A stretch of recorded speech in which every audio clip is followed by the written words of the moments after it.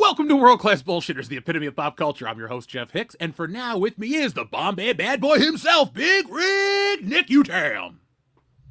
Yeah, glad to be here on this wonderful Thursday night with all of you and all the crap that's happened this week. Another one under our belts, and we'll see what happens. We'll see what's going on this week.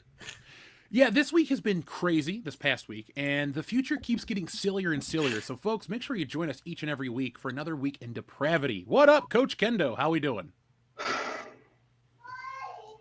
Hey, we can hear you. He cannot hear us. He can't hear us, though. Oh, great. Tell Kendo to slap the camera like it's Woodrow Wilson. Hey, buddy. We can hear you. We can hear you. We hear you.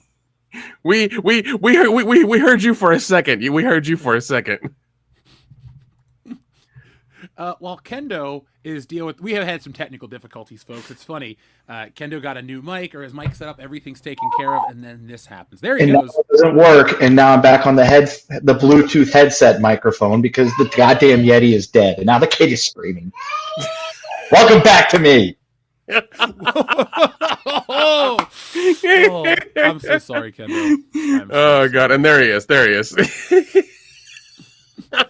You can't win. You can't win. But the folks can't lose by listening to WCBS, Nick. That's tonight, true. Folks, we have a fun show. We're talking about The Onion. They're buying something. This is a situation I never thought would happen. We also have no Whoopi for Whoopi. Yes, because everyone is so grateful that Whoopi Goldberg ain't putting out. And then finally, Rey is the key to Star Wars. We're going to be talking about that, DOGE, and a whole lot more. Oh, God. I keep seeing articles about that, and it's just like, really? You're gonna keep tying your way to that anchor? Okay. The other day, they announced a new trilogy. Since they've announced that, like on Tuesday or Monday, they've already had like new articles talking about how Rey is the key to all this. They are desperate. We will get into that in just a minute, folks. We have all kinds of people here in the chat that we want to shout out to, like our friend Kevin Flynn. Shout out to Joseph Bienowicz, Sojorjan, Shrubbles08. Who else we got? Mr. X, we love you too, and a whole lot more. Folks, hit that thumbs up button to let YouTube know that you enjoy this content. And let's talk about a couple things before we get into the super chat from Sojorjan, because we're going to be checking in with our old pal Scott Steiner in just a moment. Now, what's up on the docket for tonight has already been laid out. But folks, we are in the end of the year cycle, which means we're going to be doing our countdowns, our lists. We're going to have all kinds of fun stuff for 2024. So over the next couple of weeks, make sure you're here on the show to get involved. And if you want to send us some of your favorite movies of 2024, that is info@worldclassbullshitters.com. And don't forget the .com, or else it won't send. But send us an email, and we'll read it on air.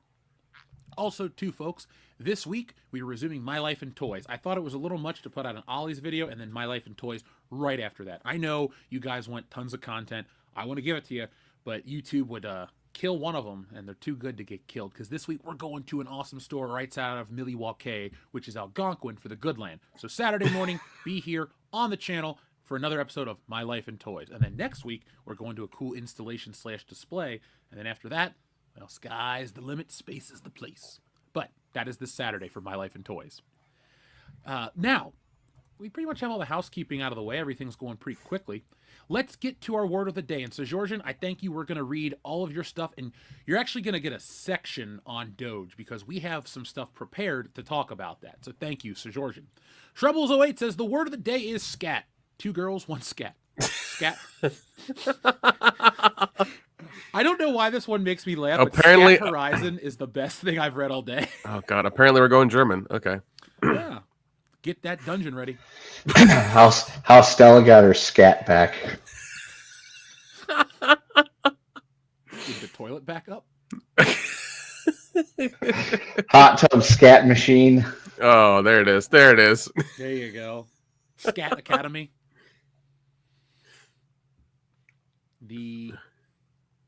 What's eating Gilbert's scat? Ew, that's the Sisterhood of the Traveling Scat. I like how Kendo instantly becomes 12 years old. He's like, I'm saying these things. It's nicer than what most of the 12-year-olds I deal with on a daily basis say to each other. Well, I mean, you can you can own them like that, because they know nothing. They know nothing. They're terrible at talking back. So. Well, remember, Nick, we were all 12 at one point, so. Yeah, but I never told my teacher he was Sigma and asked him if he was Skibbity, because I'm like, I have no idea what that is. You're speaking an alien language. Yeah, exactly. So you can just look at them and be like, what? And move on. That is not English. Know your role. Butch Cassidy and the Scat Dance Kid? Scat Kid. Or the Sundance Scat. Ew. Oh, God. I prefer Scat Dance Kid. Scat Dance Kid. There you go. We also have Scat and Splooge and the Last Scat Fighter. So thank you very much, Shrebbles. I wait for the word of the day. Pet Scatmatary. Oh, God. Pet Scatmatary. Okay. Mighty Morphin Scat Rangers. I don't like saying these things. I feel like we need Yuva Bowl to make these movies, and like they'd be really hot. And somewhere in the ether, you just put that out there. In a parallel universe, UA Bowl just got all these ideas for all this wonderful Shiza films. Listen, as long as it's not our universe, I'm okay with that. That universe can suffer. Yeah, you've heard of the Italian Beaver pick. I give you the German Scat pick. It'd be great. Shiza. You doing that voice is dead on and hilarious. So is it Alone in the Scat or Scat in the Dark? Both are shitty situations. I'll see myself out. Well, folks, that was Kendo. Sejorjan has been a member for 21 months. Thank you, Sejorjan, for being one of our longest members. We appreciate all the support. Liberal and left-leaning women are going to practice abstinence, shave their heads, wear blue bracelets, and get tattoos. Whoopi is going on a coitus strike. Me, thank you, thank God. Yeah, that's the segment tonight. Oh God, I like her like refusing to put something out there that nobody wanted anyway. Yeah, Ted Danson's just like, bro.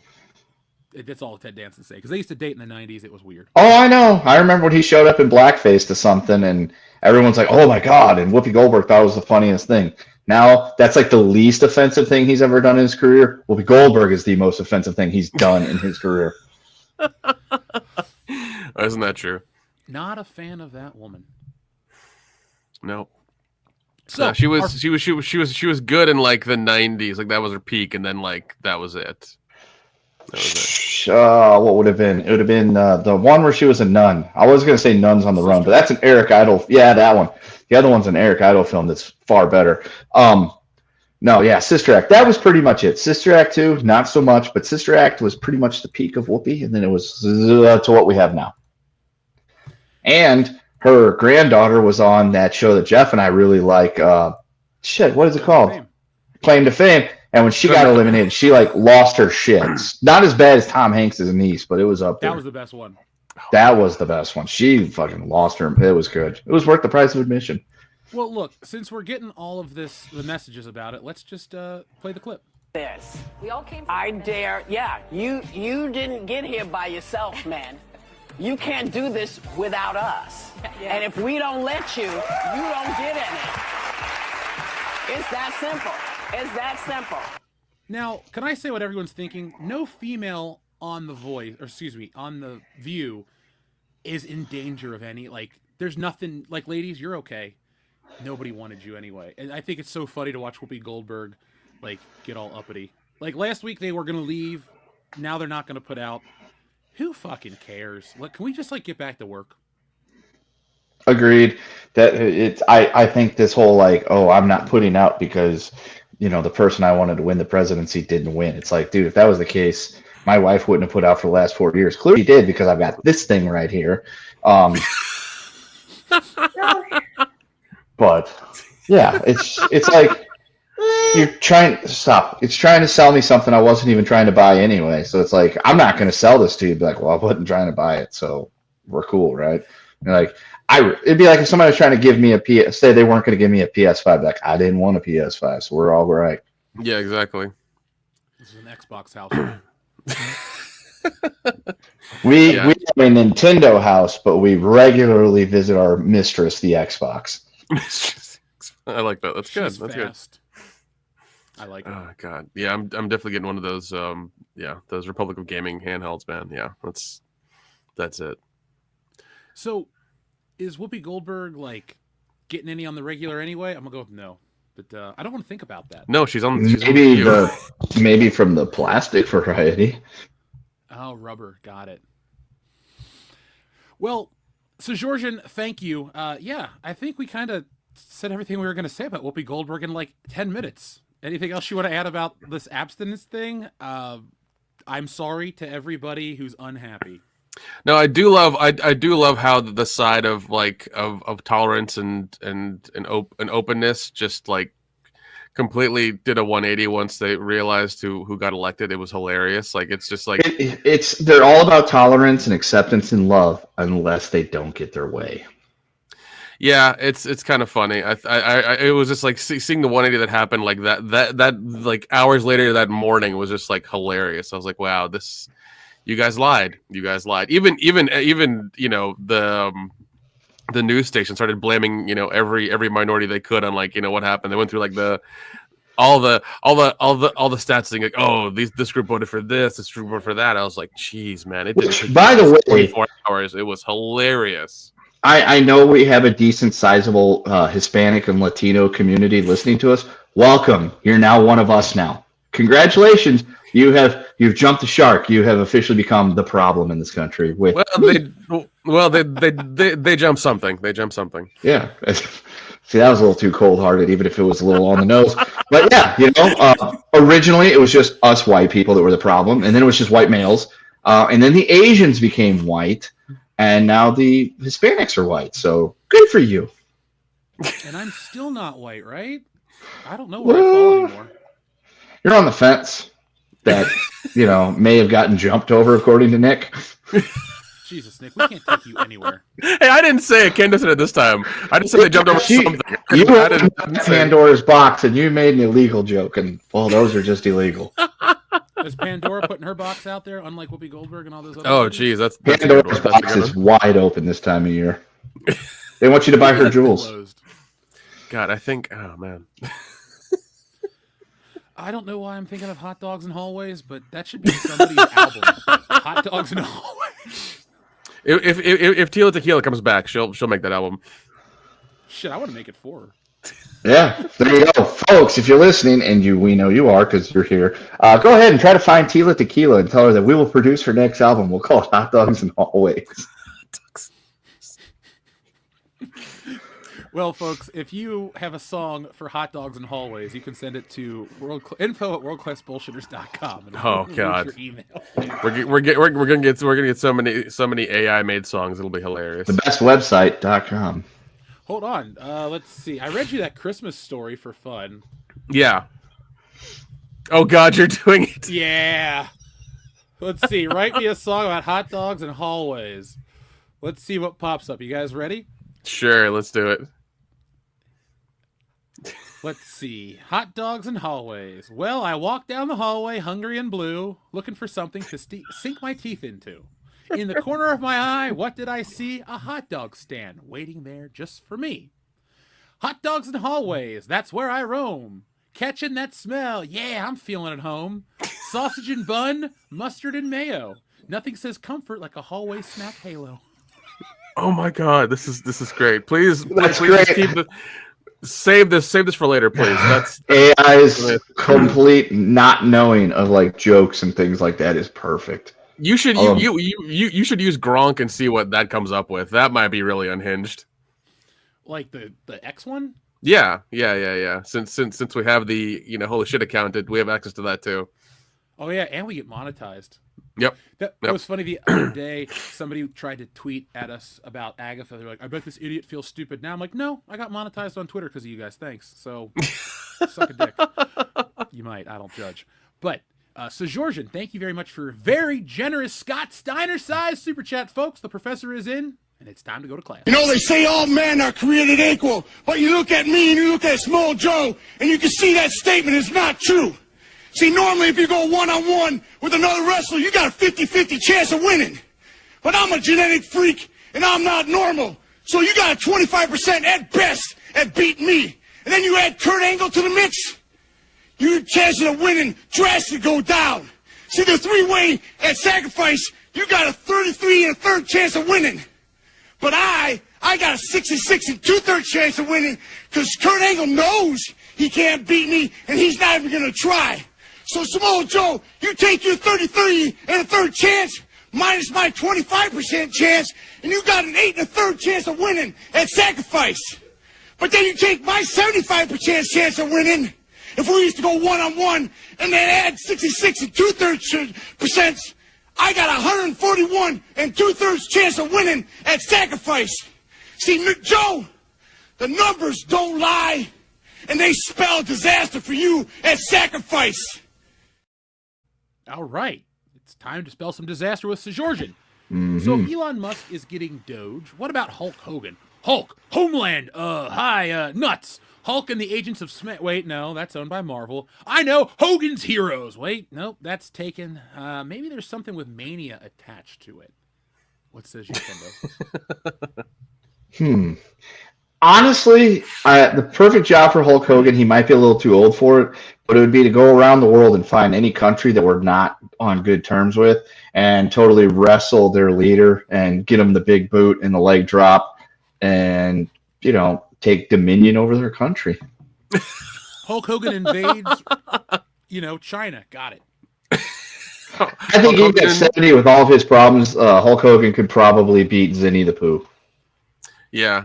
Hulk Hogan, takes over Kazakhstan. There you go. No bullets, brothers. Just biceps and elbows. I don't even know what elbow Hulk Hogan ever dropped in his entire career. But, we're talking about, Elon's Doge. So you guys heard about it, how there's the Department of Government Efficiency, a.k.a. Doge. And we talk about Elon Musk as a thud and our old pal Uncle Elon. But it's supposed to align, advocacy for efficiency and innovation. That's essentially what it is. But have you guys heard about the update from today? No, what's going down? Because of this, Dogecoin's market capitalization has surged approximately to $60 billion, surpassing that of corporations like Ford, Delta Airlines, and General Mills. This increase follows Donald Trump's appointment of Elon Musk to lead the newly formed Department of Doge. That's what we're living with right now. Right. We turned the meme into a meme, and we've given it some power, which, again, I'm all for, government efficiency. I'm all for cutting out the fat and, small government stuff. I am also all for the fact that I had a bunch of Dogecoin that seemed to be like it was going somewhere, and then it stopped for a really long time, and now it was like 40 cents the other day, which for me is great because, granted, I only had like 10,000 Dogecoin, so it wasn't worth like a ton, but I bought it when it was like 1/100 of a cent. So I made a pretty good killing on it so far. I'm just holding it, see if it makes it to $1. Maybe I could pay off the house. It'd be great. I put a big sign on the front door that said "Paid for by Doge," and we'll go from there. But yeah, I think it's hilarious that Uncle Elon went from being everybody's darling to hated by half the country because he bought Twitter and said, "Hey, you know what free speech is? Not censoring people we don't like." And then everybody hated him. Then he aligned himself with that bad orange man. Now more people hate him for some reason. And now he's got a government job. It is great. Well, I know Mark Cuban's real mad at him. Oh, yeah, Mark Cuban backed the wrong pony. And he's going to be hanging out with Vivek, which I can only imagine that hanging out with those two is like a fucking crazy party. You know it's going to be Vivek, Elon, Donald Trump, and like Joe Rogan's going to be there too. Yeah. There's going to be DMT, weeds floating around, non-breads being zipped across the room. It's going to be fantastic. Let's go. Let's invite Dude, I would go to an Elon Vivek party any day. Those guys act like... I'm pretty sure they know how to get down. 100%. 100% they do. They can buy. They can buy anything. It'd be a hell of a party. You think Elon gives out Teslas like Oprah gives out Camrys? And he gives out the premium Tesla, the one with the big battery and like the 4 motors on the tires. I will say I have seen the most Teslas in my life living out in Las Vegas. I didn't realize that this area was like a Tesla breeding ground. Although I did use Nick's advice the other day. I was trying to get over and there was a Tesla there and he was trying to speed up, so I just cut him off.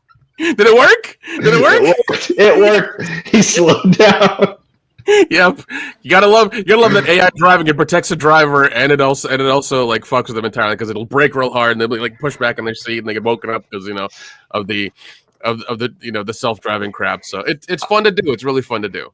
I needed it to go off Interstate 11. I wanted to get over. He wouldn't let me. He came flying around me and started speeding up. I'm like, nope, you're a Tesla.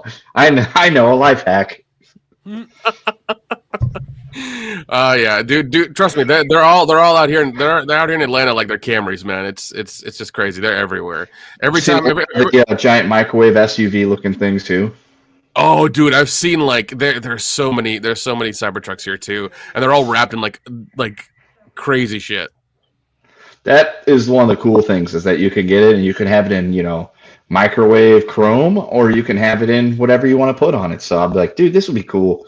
Like, I would sell sponsorships that way. I'd be like a NASCAR driving up and down the road, my Tesla SUV. I'd be like, yo, for $50, I'll put, Jimmy's fingers or whatever it is on the side of the car. I don't care. Coca-Cola doesn't want to sponsor me, but Mellow Yellow does. There you go. Yeah. And just have a bunch of QR codes and then you're good to go. That's it. Is Mellow Yellow even still around? Yeah, it is. They even got a zero sugar variety. It's hard to find, but it's delicious. Yep.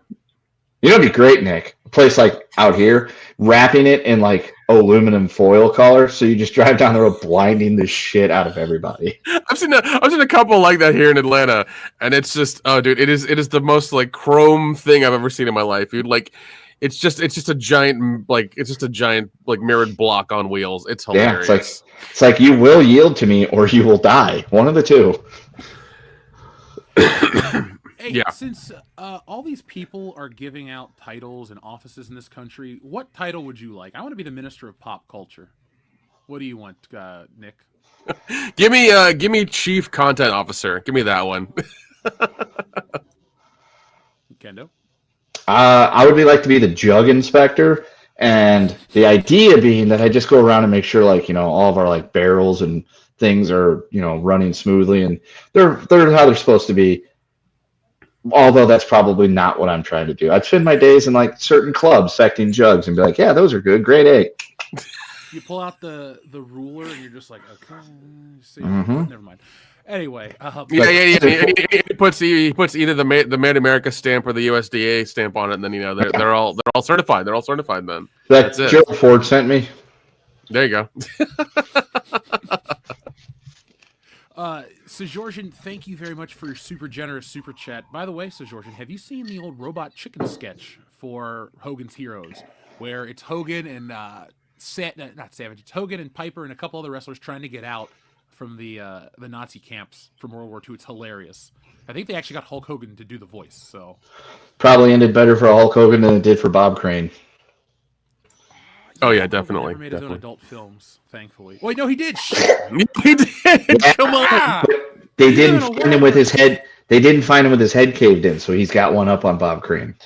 You can't cave in the power of Hulkamania, brother. No, there's a trillion Hulkamaniacs. Sorry, there's a trillion Hulkamaniacs in New England alone that believe in the Hulkster. Oh my god, that's so many.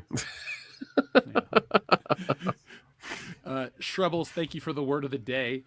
John Thomas, thank you for your generous super chat. So, apparently The Rock was so enamored by a movie on IMAX, he texted the director of whatever the project he was currently in and says, "My bare chest and the big screen." Heard this on Drinker's stream today. Yeah, they're apparently what was it? The Rock wanted to watch I think it was what the fuck was it? Christopher Nolan's new movie that he came out with this last year. What the hell was it? Or last year? Oppenheimer. Oppenheimer. Yeah, and he wanted to watch it in the theater that he watched it, and he said, and like apparently The Rock sat in the seat that Chris sits in to watch it, and he's like, "Wow, it's really great," and like basically like he's at that level where he can make calls and like things and people move mountains. Like that's where he is. But I feel like that power is like it's coming down because I mean I know his new movie is coming out this Friday called Red One, which just looks. Did you hear about how poorly it's projected to do and how shitty the reviews are? Dude, as soon as I saw the trailer, I thought it was an SNL skit. I honestly did, and I was like, "This is an SNL skit." No, it's real. Listen to this. Red One review. Bah humbug isn't a disappointing enough for this Yuletide slop. So, IGN gave it a 3 out of 10. I mean, I know IGN isn't the best score metric, but it says The Rock and Chris Evans half-assed their way through a mega-budget buddy comedy eyesore about a world where Santa Claus exists, and so does a whole intelligent agency created to monitor mythological beings. The movie surrounds its mismatched stars with a whole lot of shockingly inconsistent special effects, preaching a sentimental Yuletide message, even if it looks like the height of soulless commercialization. Only those who find the thought of Santa needing a bodyguard or the North Pole becoming a high-tech compound inherently hilarious are guaranteed many laughs from this largely charmless holiday blockbuster. Yeah, there's a scene in the commercial I saw where like The Rock is like helping J.K. Simmons like lift weights or whatever, and then he puts on his coat and he goes to he goes out to the sleigh and whatever. I'm just like, cool, that's fine, but like to put this much money into it is just like entirely ridiculous.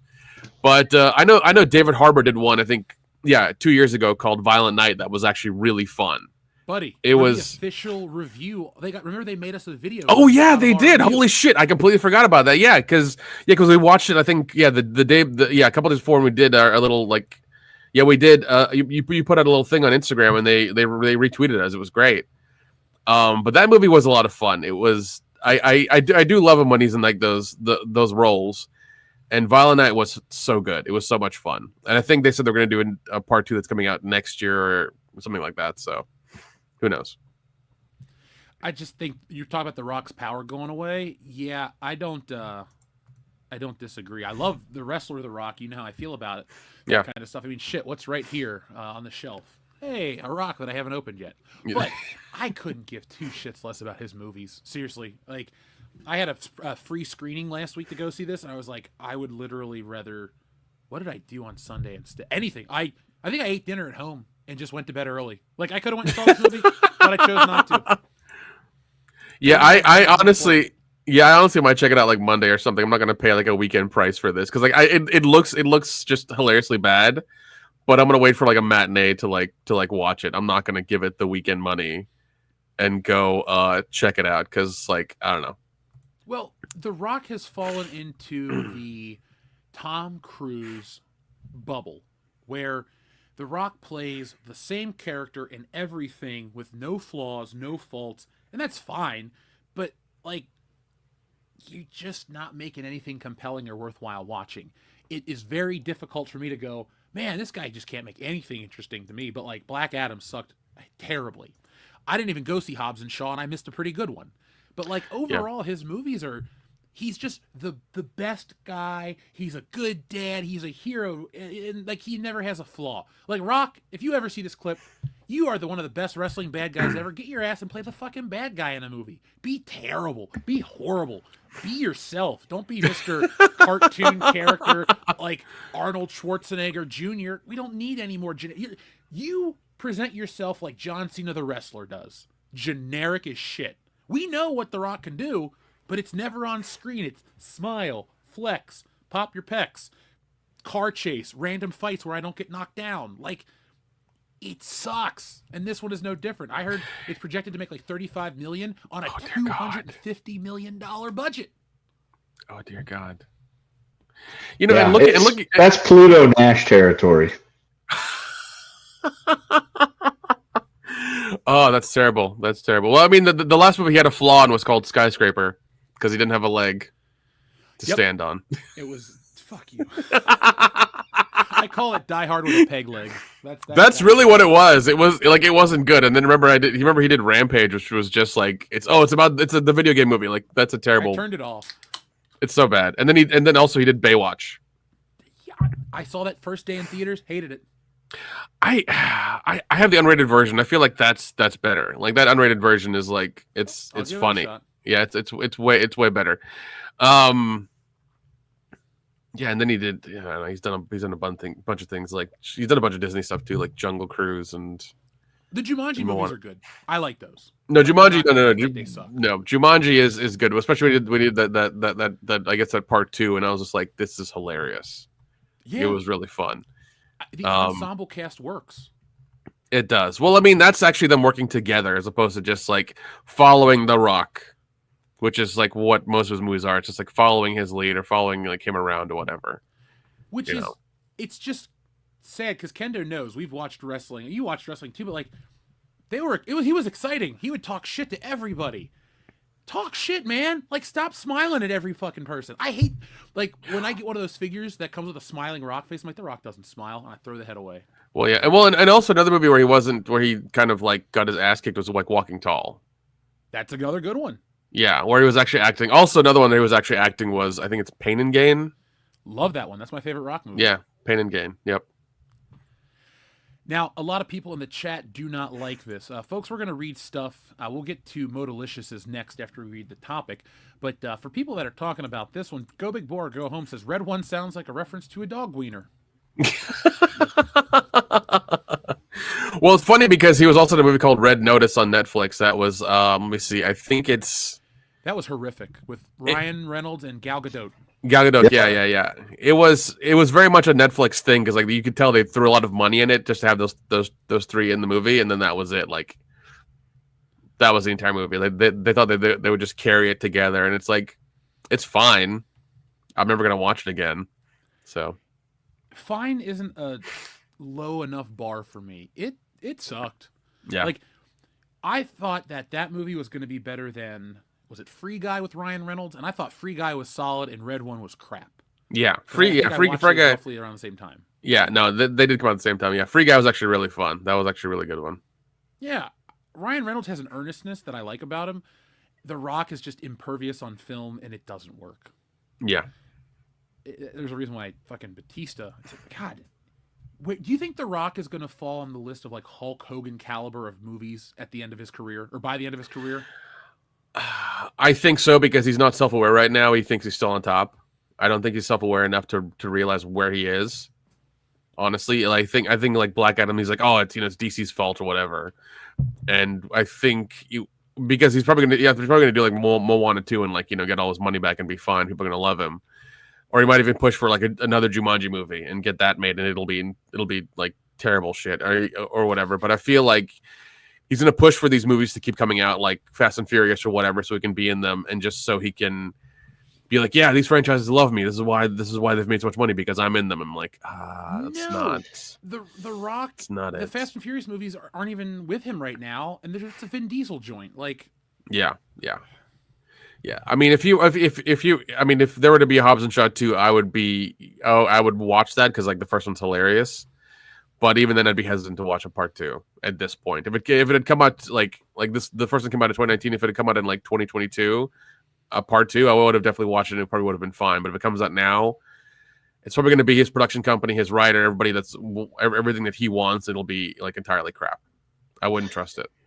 I would like to think that he won't get as cornball as Hulk Hogan did with some of his movies. I hope we don't get a Santa with muscles or Mr. Nanny or but he's not the Santa Claus though, right? Wasn't Hulk Hogan Santa with muscles? Right.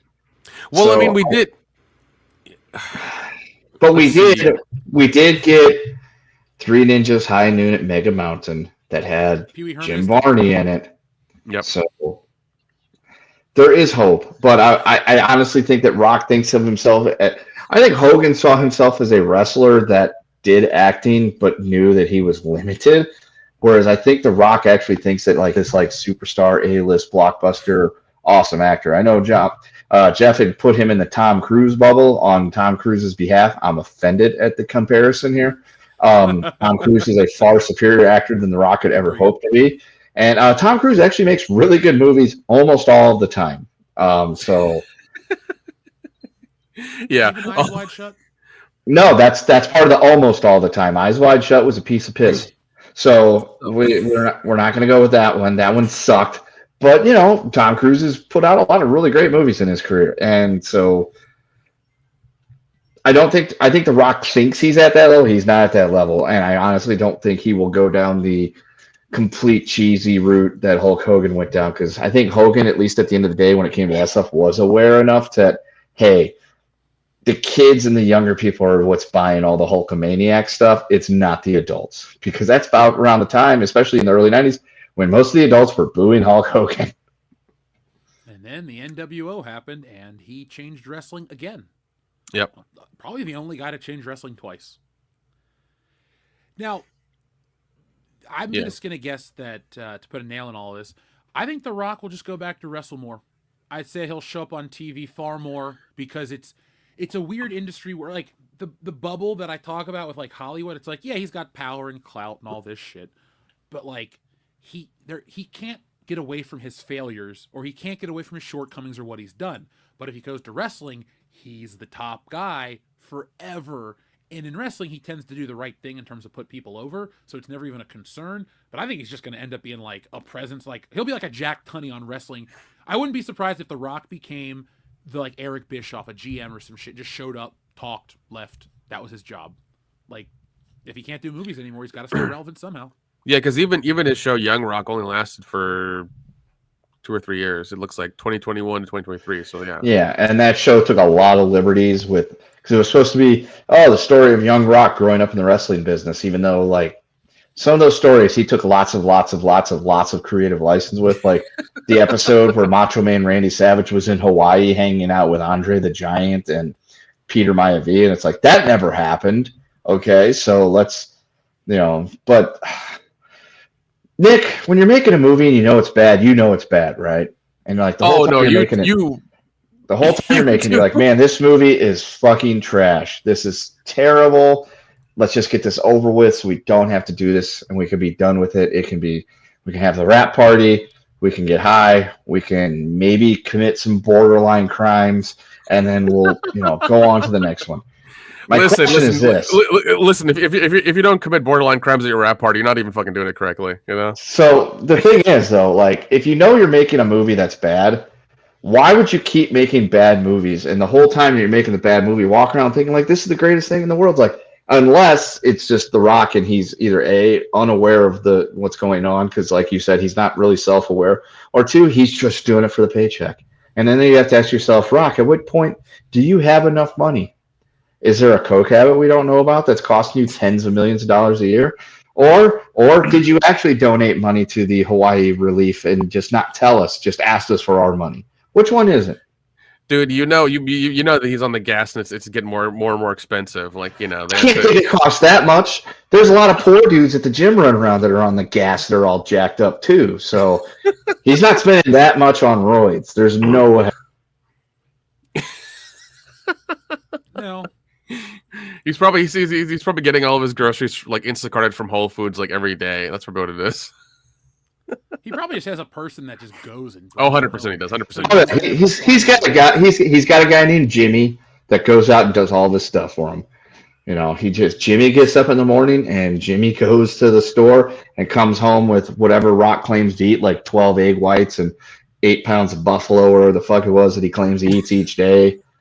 And then Jimmy's the one taking the pictures on Instagram to post the 4th time that The Rock has ever been to the In-N-Out Burger for the first time.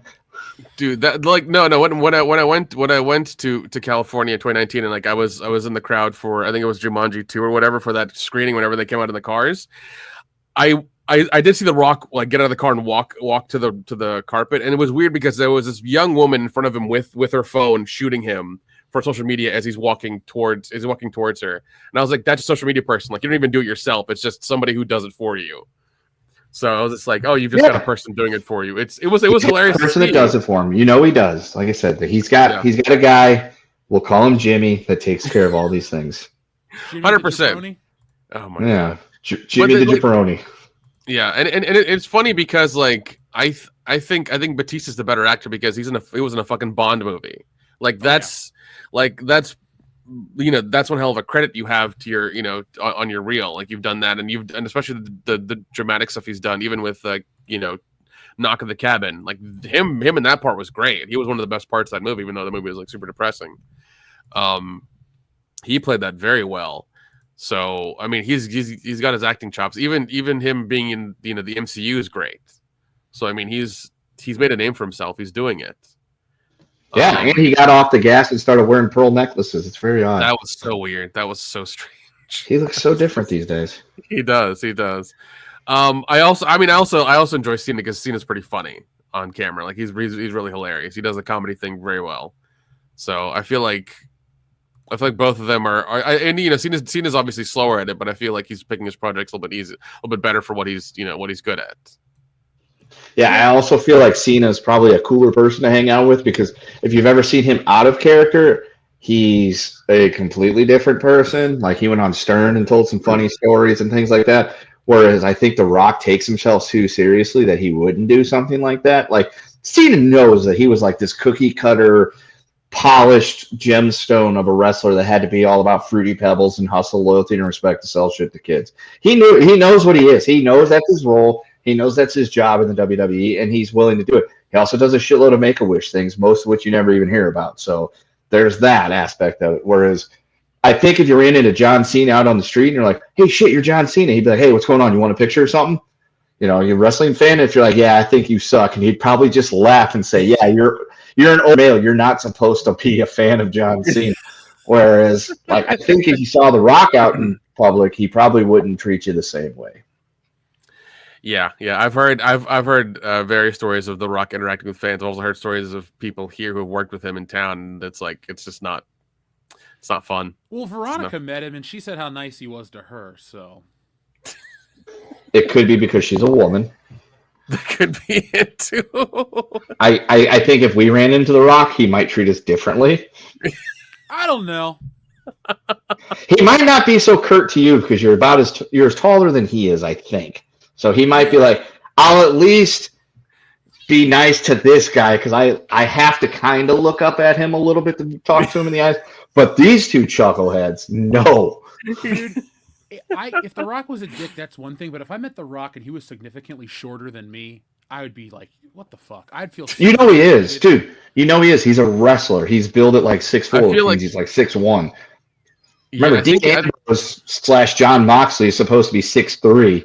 And I've got a picture of a friend of mine who I'm taller than standing next to John Moxley, and they're the same height. I'm like, John Moxley is no 6'3". I'm 6 foot, and I'm taller than my friend, who is as tall as John Moxley. It's wild. It's wild. Yeah, Shawn Michaels is 5'10", though. Jeez, yeah, I've seen him a couple of times at like horror conventions and stuff. So, he looks rough though. He looks rough. He was nice when I met him. No, he's super nice. Super nice. He's also 60 years old and lived 2 decades during the 90s. There, Nick. So.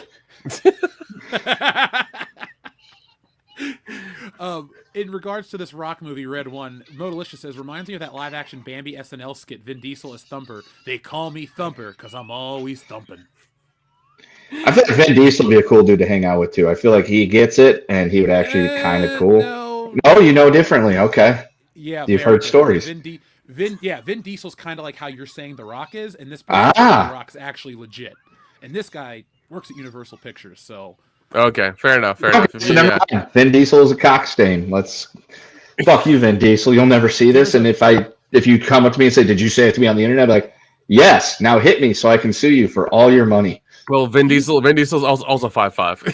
Yeah, I was gonna say he's 5'5". He is not gonna bother you.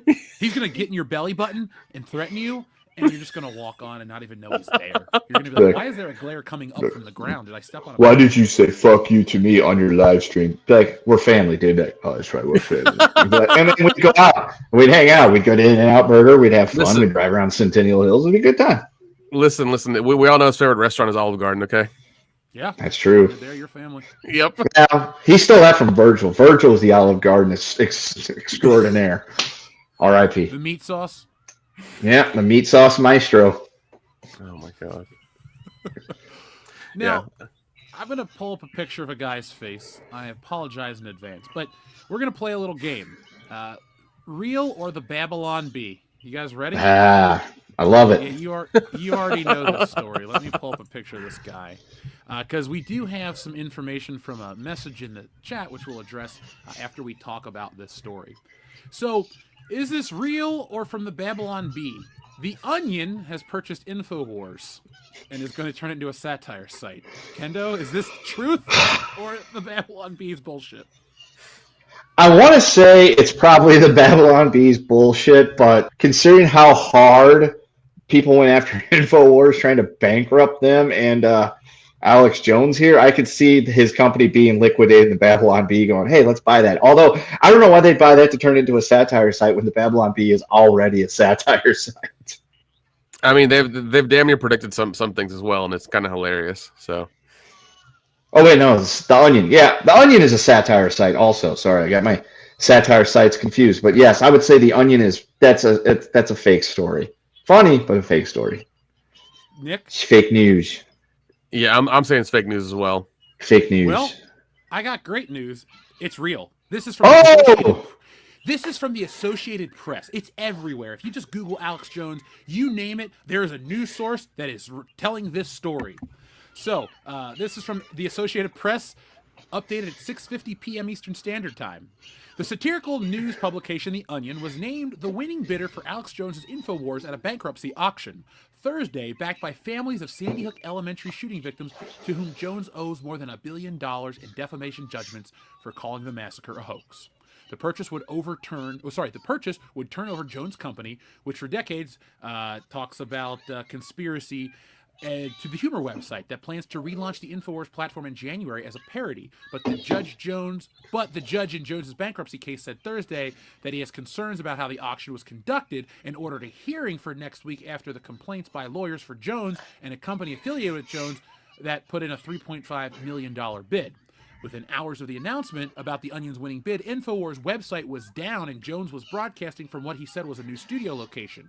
Up for sale were Infowars' website, social media accounts, studio in Austin, Texas, trademarks, video archives, and other assets. So, what do you guys think about that? I find it extremely ironic that a satire website is buying another website to turn it into a satire website. Yeah. I laughed when I saw this morning. I'm like, we really are living in weird times. I will say the timeline is still the funniest and most bizarre timeline, but over the last couple of weeks, I feel like the timeline has gotten to the point of being gone from being sad and depressing and bizarre to we have all the possibility of seeing some of the funniest shit ever occur happen during our lifetimes, and I'm here for it. Oh yeah. Or World War III. Who knows? It could be great. It could be the best of times. It could be the worst of times. We don't know. We are too old to be drafted. That's true. That's very true. That shit gets really bad. Anything else you want to say about this, Nick, in terms of the Alex Jones news? I think it's kind of hilarious. I mean, like, you know, that Infowars is going to be like a third satire website. I mean, all I can think about in relation to that is, like, I think it was J.K. Simmons who did the thing for Spider-Man where he was kind of like the Alex Jones of like the Spider-Man or the newer Spider-Man universe. And this is going to turn into that, like, gonna keep this like crazy old dude talking, and it's just going to be like funny shit that he says in that same kind of tone. No, I think are you saying they're going to create their own Alex Jones to report the news? Yeah. Oh, they might, because I'm sure Alex Jones is going to just strike out on his own without having Infowars and just create something else called like Winfo Ors or something like that, something similar. And I think he's just going to keep doing Alex Jones shit. I don't think they're ever going to silence him. On top of the fact that if they ever want to see that money more so than what they've already done by liquidating his company, they're going to need him to continue to keep working and doing stuff, or else, you know, they'll never see their full money something or another. So yeah. Now, which is crazy.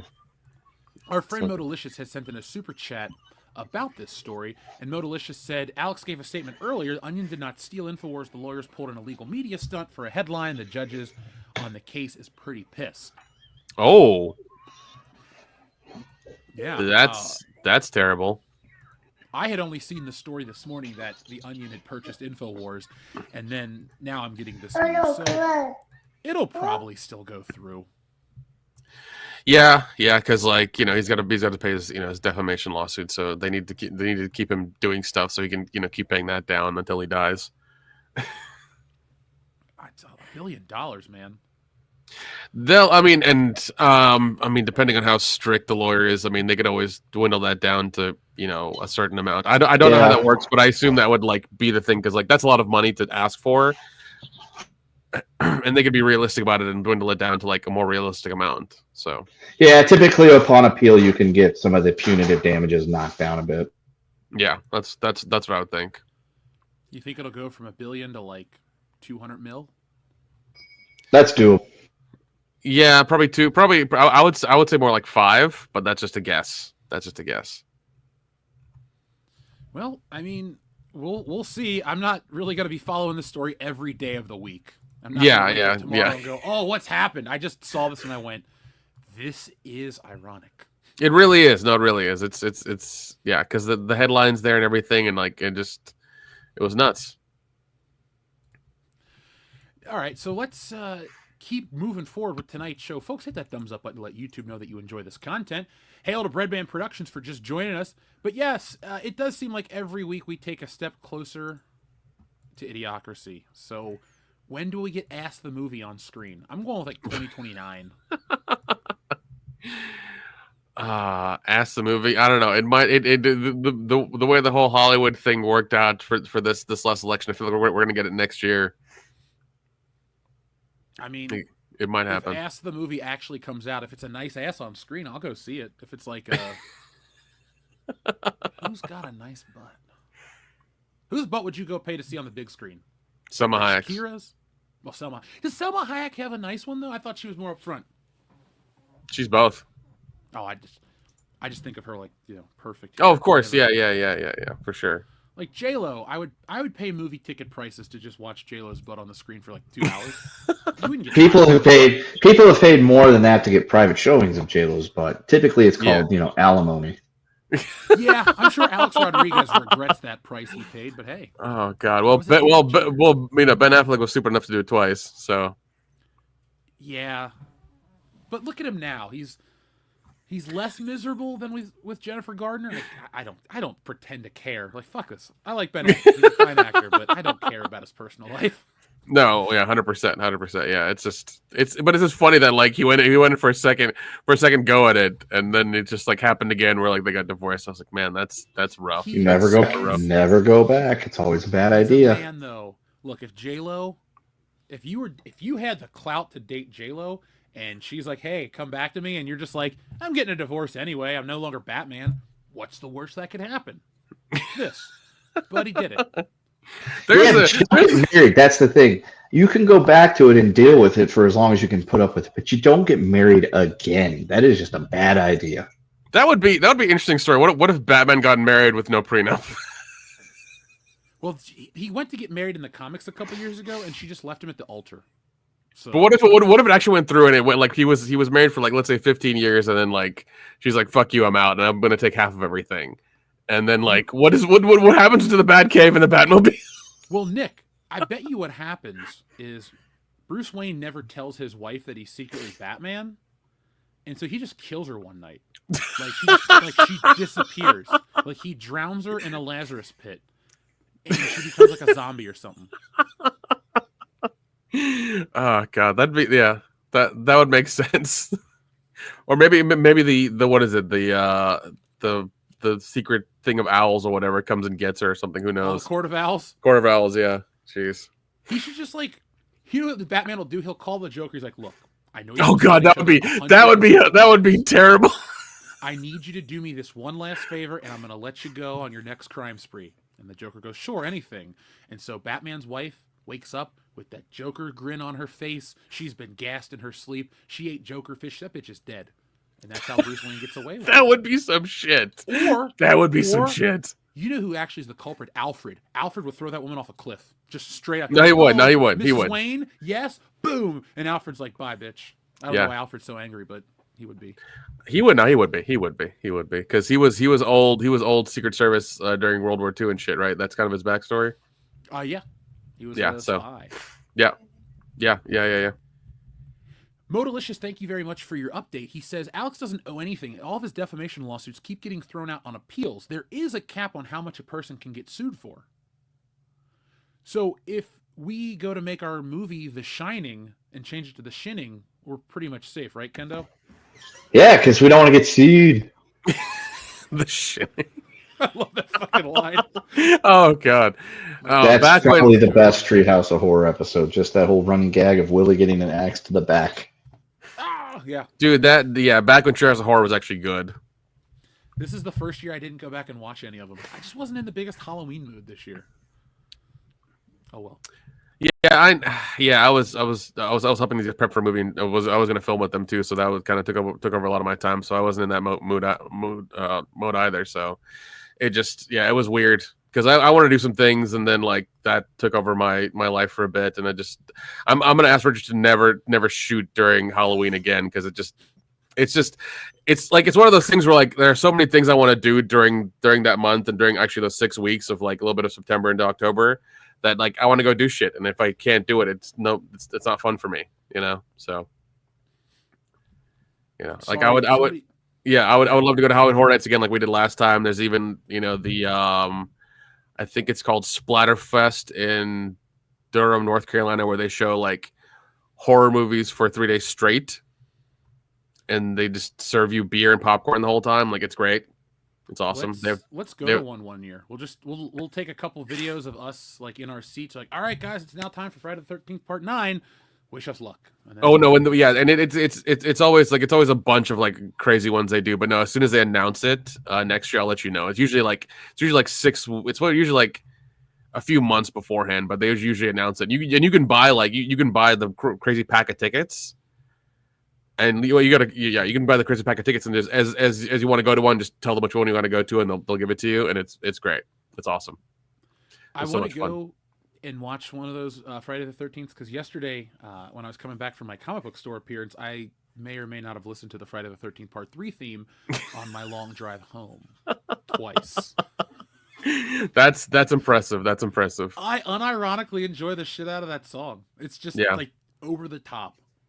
Yeah, that was the vinyl I got signed by the dude, and he was so wonderful to talk to. Like, he knew everything about his music, and he was willing to talk to you about it all the time. Like, he was also funny too. He's a hilarious guy. I like that. I hate when you go to a con and people are dicks. Oh, dude, he was, and like, mind you, like, he was in like one of the cabins they used to film in at the event I went to in New Jersey. And they set up a little table for him and a chair, and he kept, like, he's an old dude. He kept getting up and taking pictures of people the whole time. You didn't have to lean down and do it. He actually got up out of his chair and took pictures. And there's a lot of us there. So I mean, like, yeah, cool dude. If he's ever at a convention, go talk to him. Go get something from him. It's entirely worth it. The man will talk to you for hours about all kinds of music stuff. He loves it. Our friend Retromeister, thank you very much for another super chat. We have more of an update. Evening, WCBS. Despite the Onion buying it, it's not shutting down Alex Jones Studio through lawfare. Remember, it is still an info war regardless. They're just trying to scare us from becoming like Alex Jones and failed. Like I said, I had read the Onion story initially. I thought it was hilarious. I had to look around to make sure it was real because I saw it on another website. I'm like, there's no way this is real. And lo and behold, it was. So, like I said, that's as much as I know for the story now, but we'll keep you guys updated here on the podcast if anything comes out. Not because we're like that interested in the story, but just to have an update to basically not put out any misinformation from us, because we want to, lay it out there. Of course. But, I mean, also, too, if somebody's like, isn't that too political for you guys? Alex Jones has been in movies. He is in A Scanner Darkly. He is an actor. He is in that movie. That counts. Dude, A Scanner Darkly. I remember people freaking out about that movie because of the way it looked, and like it was this new thing, and it's never been done before, and it's never been done since. Yeah, because I think it took them so much time to because I think they actually had to go through by hand and like color all the rotoscope the whole thing. So like it took forever. Now I'm sure they can do it, in like 2 seconds. But back then, I remember and it was actually a really fun movie. It was actually really good. There's an Instagram filter that you can turn yourself into A Scanner Darkly. So, also too, it's a Philip K. Dick book. I mean, that guy wrote Blade Runner and Running Man. What's the other one? Did he know the Running Man is Stephen King that wrote that? Total Recall. That's Philip K. Dick. So, okay, I mean, that guy's had some great movies based on his work. They're redoing Running Man, and it's Glenn Powell, right? Glenn Powell is going to be the main dude. So it's just one of those things where like I do love old school Running Man. It is very much like of that era. You can tell. I just plain zero. Yeah. So like I don't know how a new one's going to be. I mean, I hope it's good. Dude, it'll just be like the Total Recall remake. It happens, and you forget about it, and you only talk about the Arnold version. Yeah, because I remember the soundboard for Total Recall remake is like it's more to the source material. It's like nobody cares about the source material. We want 3 tits. Yeah, because that was the most distinct thing in that whole movie. Yeah, if you don't have 3 tits in your Total Recall, you can't call it Total Recall. No, that's true. Else. But like, they apparently like their whole thing was like, oh, we're gonna stay on the source material of like the short story and something. Like nobody cares. We want the ridiculous like get your ass to Mars. Like we want that in that movie, but we didn't get any of that. So, what I want is none of this. I just want to watch the Arnold ones. I got Total Recall and all those movies in there. No, I don't. I only have a couple Arnold movies on disc. Is that wrong? I only have Predator and Total Recall. I don't own any of them. You need more, dude. No. What the fuck? You could get Terminator 2. You need Predator. I have that one. I just said. He's got Predator. And I you need Predator. You need Commando. Got Commando. Yeah, Commando. I have Predator in 3D. I don't know why I have it in 3D, but I do. Yeah. I don't know. Do you need True Lies? Not really. Okay. Do you need Batman and Robin? No. I can say that. Okay. All right. Last Action Hero. I got the action figure. Does that count? Come on. I'll allow it. Let's see. I don't even How think about I own a Sylvester Stallone movie though? Oh, come on. How about How about like Jingle All the Way or like Eraser? Eraser was decent. Eraser was a lot of fun. Nick, I may not have Jingle All the Way on disc, and I probably will never buy it. But I got Turbo Man right here. Oh, there you go. It's Turbo time. So I clearly like this shit. It's just, I never took him out of the box. Oh That's God! how Turbo Man is. And then there's Sixth Day, which was like a soft remake of Total Recall. The Sixth Day was all right. I liked what's that one he's in? End of Days. That one's okay too. End of Days. Yeah, that was '99. That was like that whole like turn of the millennium kind of thing. That was everybody was fearful of. Dude, that was the best time to be alive. 1999. 100%. Market, 100%. Folks out there in the chat, tell me what you think the best year to be alive was. And if you disagree with 99 and you were alive, tell us why. We'd like to know right now. We also have a question of the week I forgot to say at the beginning of the show is, what's the best trilogy of all time? Shoot us an email. Tell us in the chat. We're watching. But thank you to Modalicious for all those super chats. Thank you to Retro Meister. We're getting all of our facts straight with the Alex Jones stuff. Our friend Overkill161 says Big Trouble and Little Scatta.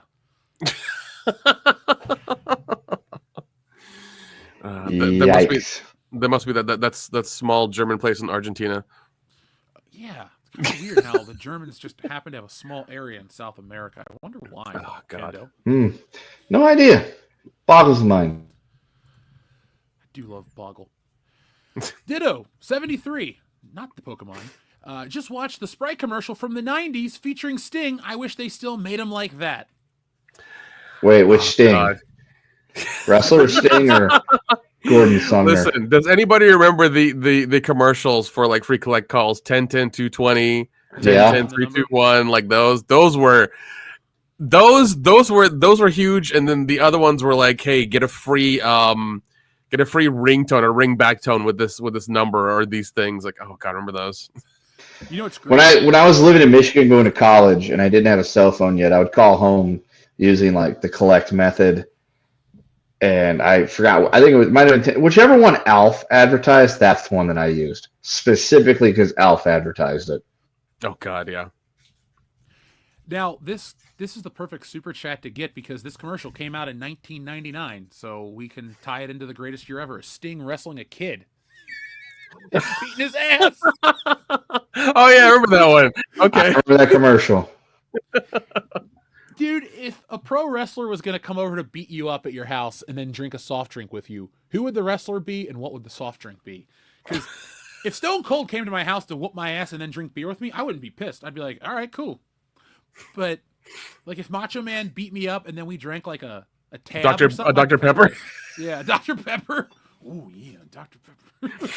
Yeah. Oh, man.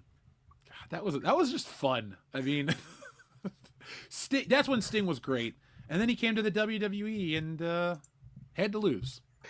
Yeah, I was there the night that he showed up for the first time. That was in St. Louis at Survivor Series. That had to be awesome. It was pretty surreal to be like, Sting is actually in the WWE, and I'm here to witness it. And I got to watch him lose to Triple H. Isn't that great, Kendo? Oh God. I watched that WrestleMania from the comfort of my friend's house, and I was just like, this booking makes no sense. Why would the NWO be coming to help Sting? Because Vince McMahon is a shithead. Now, our friend Sejorjan, this is a great thing to talk about. To quote a classic Yo Mama joke from In Living Color, coined by Ed O'Neill on the skit called The Dirty Dozen Tournament of Champions. Yo Mama's so ugly Ted Danson wouldn't date her. Back when you could tell Comedy those jokes. existed? Yeah, comedy existed. You could tell those jokes. I did love me some In Living Color, and whenever the Dirty Dozens was going to be on, I was a very happy person. I love that. Dude, I learned about who Jamie Foxx was. Yeah. I did the kids, did the youths do any of that anymore? Kendo or not? Did they just not touch that subject anymore? What's the deal with that? With what, In Living Color? No, Your Mama jokes. the Your Mama jokes. Is there any of that anymore, or is it dead? Did it die with the dodo? So, are you talking about like with the kids and the Your Mama jokes? Because essentially, it's not like it was when we were kids, where you would come up with funny stuff to say about people's moms. Now it's just like, your mom's a slut. She's a fucking slut. And that's about it. Oh, that's lazy, man. That's lazy. There's no creativity. That's no It's creativity. 100% lazy. Like, all their insults are 100% lazy. Like, they just suck. That's unfortunate, man. Because we had to like listen to comedy on records sometimes, or CDs to really get some good jokes going and figure it out. Nick. Or tapes. Records. Or tapes. Nobody listened Records. to a record in the 90s. That's why I get so mad about Listen to tapes. purists. Listen to tapes. Because it's like, oh, I was growing up listening to records. No, if your family had records, they were hippies, broke, or didn't like new technology. Like, everybody had a tape, and everybody moved to CD. Like, oh no, I'll get off my tangent now. Sorry, yeah. I hate videotapes. If you're watching VHS, why? I'm right there with you, dude. I'm right there with you. I mean, like there would be something's cool to experience in VHS like once in a while, but that's like extremely rare. Like that's one of those things. But like, yeah, that's about it. I get that people are like, oh, I remember watching this movie on tape, but I watched all these movies on tape, and we all collectively went, oh, DVDs are out. You don't have to rewind them. Fuck videotapes. Like, that was how it went. I don't mind if people have nostalgia for stuff, but please don't lie to me and tell me we've always liked this stuff. No. They're called dead formats for a reason, and only internet people and ironic people bring it back. Like, a cassette to listen to music on is dog shit. I will cuss for that one. You can't tell me that a cassette tape, oh, but don't you like the hiss and the hum and the pop? No, I want to hear the goddamn guitar, not a... No, man. Jeez, Come on now. Do you want black and white films because you want them for artistic reasons, or should they all be shot in black and white because your grandma watched black and white? Or how about your TV shows that you guys love so much? Like the next Marvel show that's not Werewolf by Night. All Miss Marvel 2 should be in black and white. And have a soundtrack by Yanni. That would be horrible. Yeah, and have mono audio, like that's recorded with the camera mic. Yeah, deal with that, and then come talk to us. You'll get mono from watching these terrible shows. It turns out you're really just bored for a year, but it'll feel the exact same way. Oh God, dude. Yeah, I mean, people, especially people who were never not even conceived during that time, who were nostalgic for those things. It's like you don't know, you just don't know. It's don't worry about it. And knowing is half the battle. G.I. Joe. Anyway, thank you, Sejorjan. And by the way, Sejorjan, my favorite Your Mama joke from In Living Color was, your mama's so fat she sat on a quarter and one of George Washington's boogers popped out. I never forgot. Oh my God, dude, that's ever. funny. That's like that's over 30 years ago when I heard that joke, and it stuck with me.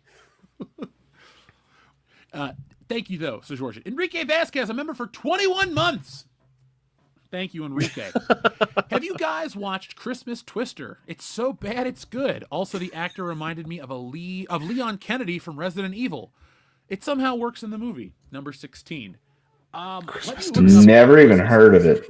Christmas Twister, 2012. It's on Peacock actually, and on Tubi. So go check it out. Oh, Casper Van Dien's in it. Oh my God. I've watched this movie. I watched it like recently too, like this year for sure. Oh my God, this looks so incredibly terrible that I must watch it. It must be, oh man. It has two different names. It's either Christmas Twister or F6 Twister. F6 Twister. It's been renamed to Christmas Twister. Okay. There's a disc of it. F6 Twister. You have it? You have the disc? Oh no. Yes, Nick. I can randomly Enrique and I are I thought you picked it up somewhere or something. Buddy, the only disc I have fairly close to me is disc 2 of this wrestling box set because I lost disc 1 when I moved some stuff over here. So that's literally the only disc I have in my arm's reach. Oh my god! I also have this action figure a listener sent me. It's Darth Vader's disembodied charged phallus. Hey, I remember that one. He's back. I got all kinds of stuff from the listeners. We'll have a new PO box open in December, folks. I know I keep pushing it back. I've just had real life stuff to take care of. But once we get that open, I know you guys are going to send stuff. I'm going to have a special shelf over in the corner. Currently, it houses a snow speeder, a Batman mask, and is that a stormtrooper? Yeah, it's got some shit on it, but we're gonna put your stuff on there. So thank you guys. Yeah, I can't wait to watch Christmas Twister. That looks terrible. It's a special movie, and yeah, Casper Van Dien does look like Leon Kennedy. Enrique, that's the guy from Starship Troopers, by the way. I don't know if you know, because he's aged a lot between '97 and 2012. He's not a great actor. He looks in the picture I'm looking at on Google. He looks like Yuva Ball. I think Casper Van Dien is Kmart Rob Lowe. Meaning 100%. Like, he's got a decent enough personality to, like, host a game show, but dude's not winning an Oscar. I guess I should give Rob Lowe more credit because he was on The West Wing, and that was pretty good, right? Here is your number 16, though, Enrique. Right here on your favorite show, World Class Bullshitters. Did you see that guy accidentally hit that moose with his car? No. Holy shit. Jamie, pull that video up.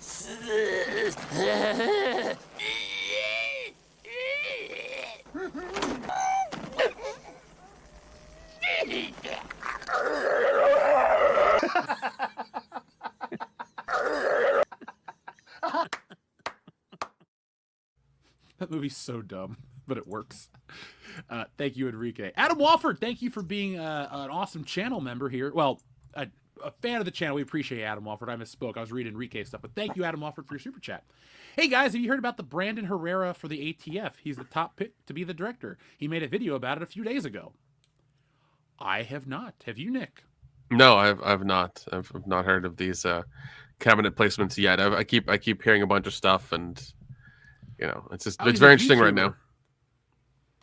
Oh, is he really? Oh, God. Yeah. I have never heard of this man. Kendo, did you hear about this? No. Should I have? I don't know. If it doesn't, if it's not on like one of the big newses, I probably didn't hear about it because I don't really have a whole lot of time to keep up with that during the day, except for the occasional pulling up the big 3 news websites and seeing what kind of stupid headlines they have. Yeah, it's almost like they're the Babylon being the Onion now. Yeah. Well, like you said, it's the most interesting time to be alive for all the funny reasons. So, folks, we are here at the birth of a new era of comedy, and WCBS will be spearheading that as, well, the world tears itself apart, but we'll laugh at it. Thank you, though, Adam Walford. We appreciate everything. Hey, Wood Jablomi says, gifted 1 membership. Thank you for gifting a WCBS membership, Haywood Jablomi. Folks, if you get that membership from Haywood Jablomi, say thanks in the chat. Say at Haywood Jablomi, thank you. And I think we'll all be a lot happy. Oh, God. Thank you, Go Big Boar, Go Home. Motorlicious, we read that one. Xavier to God has an FMK for Kendo entrance attires. Flair, Savage, and HB Chisel. I will kill HBKs. I will fuck Flares, and I will marry Macho Man Randy Savage's entrance attire. Good choice. He always looked interesting when he came out, and it was always never the same thing twice. It was great. He's great. I found my Macho Man, WrestleMania 7 when he fights the Ultimate Warrior. He's got the purple tassels and all that shit. I found that figure the other day. That is awesome. You need to go look up the Macho Verse on Instagram. Those guys. I think I follow that on Facebook. They are hilarious. It is wonderful. Because there's like every version of Macho Man you could like think of. It's funny. Every version of Macho Man is the best version of Macho Man. I saw a hilarious video clip today with a Macho Man impersonator who went to a wrestling show, and MJF was there, and MJF was walking by, and the Macho impersonator's like, "Oh yeah, MJF, the M is for macho," and without missing a beat, MJF looks back and goes, "Suck my dick," as he's walking by. It's great. And the people were getting so upset about that in the comments. They're like, MJF's such a dickhead. I'm like, you mean he's staying in character? Because they're like, we met MJF at some kind of show, and we asked him to sign some stuff, and he just told us no and walked away. I'm like, he's a heel. He's the only one that still keeps kayfabe alive. He's supposed to not want to sign your shit and to be an asshole to you in public. That's what he does. Like, he's so good at it because he still keeps character. He's not like all the other guys that pretend to be bad guys and then, save children from burning buildings or something stupid. I mean, MJF, he's a real one. A hero for us all. Now, speaking of us all, we all want to play this game of FMK. Selma Hayek, Sofia Vergara, Monica Bellucci. You can't go wrong. Oh. They all have everything I like. I know. Including dark hair. That's why we like them. Yeah.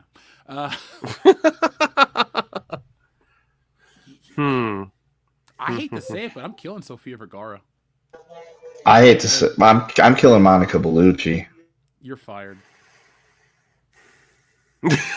Yeah, I know. He's like, fuck you. No, I'm heartbroken. Okay, she's beautiful. They're all. Damn it. I know, but this is a hard choice, and sacrifices have to be made. Difficult choice. And I have to sacrifice her. Because Salma Hayek seems kind of like uppity, and I wouldn't like her personality. She married that rich French guy. So you're just saying like this is a real game, and these women can be beautiful, but you do have to hang out with them and talk to them if you're going to marry them, or you don't have to talk to them and kill them. But that's why I wouldn't marry Salma Hayek. I would have fun with Salma Hayek and then marry Sofia Vergara. I would have fun with Salma Hayek and marry Monica Bellucci. Yeah, I'd go that route. I'd go that route too. Sofia Vergara. Not really. She's very attractive, but I just couldn't stand that attitude. I'm sorry, couldn't do it.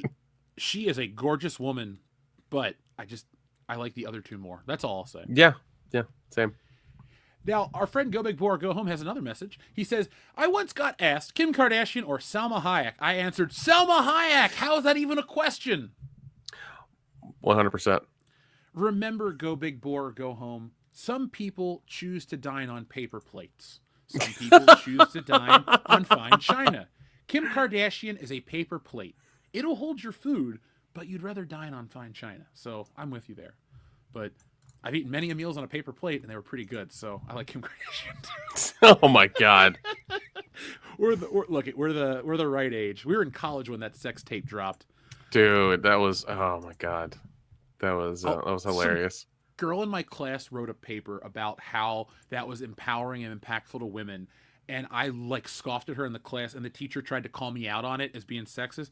I went into a whole fucking spiel about somebody like Tina Fey, and the lady is like, "Oh," and the teacher shut up. I had this crazy feminist teacher in college. I hated her so much. It was like a decade ago. I'm still pissed off. Anyway, let's move on. Well, I mean, of course, I'm sure she picked on you the whole time. So I always called her out on her shit. Since the very beginning of the year, she tried to teach us this crap about the male gaze versus the female gaze and all this crap. And I even said, this is the most pointless waste of time ever. I'm paying for my own college. Can I take a class that doesn't suck? But it was for the degree, so, college and shit. Kendo knows what's up. John Thomas, thank you very much for your super chat. He says, 1999 rocked. Y2K freakout. Prince song was big again. I was a deputy in Kansas, and literally all of us, plus the reserve, were working New Year's Eve. Dude, I remember that craze. That was the wildest thing. That was the wildest thing. My buddy Brandon, his parents had about 20-something cases of water, a shitload of canned goods, and on New Year's Eve, they filled up their bathtubs and a bunch of trash cans that they had bought with water and everything like that for the Y2K thing. Then on New Year's Eve 1999, it was spent in the family room at the house. My dad was on the internet playing cards with my gonna-be stepmom. I was playing Medal of Honor, the first one on PlayStation, just running around shooting krauts. And we were just listening to Zeppelin shit. And then Brandon like called me because this is back in the days where you actually had to call somebody on the phone because you didn't have one in your pocket. And he was like, dude, this place, I want to get out of here. Okay. So I went over to his uncle's house, picked him up, took him back to my house. We were hanging out and we started playing GoldenEye together. And then about 10, his parents called us and wanted me to bring him there just in case something happened. They wanted to have him there with him. So then I drove back across town, dropped him off, drove back home, and then rang in the new year with me and my dad sitting there in the living room listening to Inagaya Devita while I played in the facility level, setting off the alarm and shooting as many Soviets as I could. God, I remember I was with my family at this Mexican restaurant in Gallenberg, and the only thing that happened that was in effect, I think we tried to use a credit card machine. They said, "Oh, the credit card machines aren't working." That was the only thing that happened that night. Like as soon as we were going to leave after the clock struck 12, we're going to pay with credit card. But like, oh, the credit card machines aren't working. So we had to pay with cash instead. Like that was the biggest inconvenience. Yeah. And for any of you kids that might be listening that you're like, I don't get it. This makes no sense to me, blah, blah, blah. It was the Mayan 2012 calendar thing, but 12 years previous. Yeah. You know, people thought the world was going to end in 2012. For some reason, people thought that the world was going to end in 2000. And I had to keep telling everybody, even if the computers roll back to like 1900, it's not a big deal. It's not like the technology is all going to blink out of existence and suddenly we're going to be in 1900, which is 100 years ago. And we really won't be able to talk to each other because we won't know each other's words. So language would have changed just so much that we wouldn't be able to communicate. I'm like, nothing bad's going to happen. But I mean, people literally thought the computers were going to reset to 1900, all go offline. The nukes were going to just launch themselves. It's like, let's take a chill pill, folks. Go watch Office Space. That is a good representation of that. Actually, there's a movie by A24 coming out next month called Y2K. The description is, on the last night of 1999, two high school juniors crash a New Year's Eve party, only to find themselves fighting for their lives in this dial-up disaster comedy. I like dial-up disaster comedy. I've watched the trailer. It does look pretty funny, so like I am going to give it a watch. It has potential. It does have potential. Yeah, my favorite part about all of that is that New Year's doesn't start in New York. Like Australia goes to the next day like 16 hours ahead of them. So if anything was going to happen, we would have known about it well in advance to, hey, we got to get prepared because Australia just had all their shit go down because it's already midnight there. But here it's still like 10 o'clock in the morning. So I always think that's funny whenever people are like, oh my God, at New Year's, this has happened. Like all the doomsday stuff does these doomsday prophecies work on Eastern time or is it on Central time? Is it Greenwich Mean Time? Because too many questions. Yeah, it was like back almost 20 years ago on June 6th of 2006 when it was supposed to become 666 and everybody was freaking out that something terrible was going to happen. Be like, does the Almighty work on our time zone or does he which time zone is is Satan going to launch this attack? Well, he's going to start in Australia where it's just hell living there with all the the spiders trying to kill everybody all the time, and then it's going to move over slowly hour by hour. Yeah, there's just a dingo that's going to eat your baby in every time zone.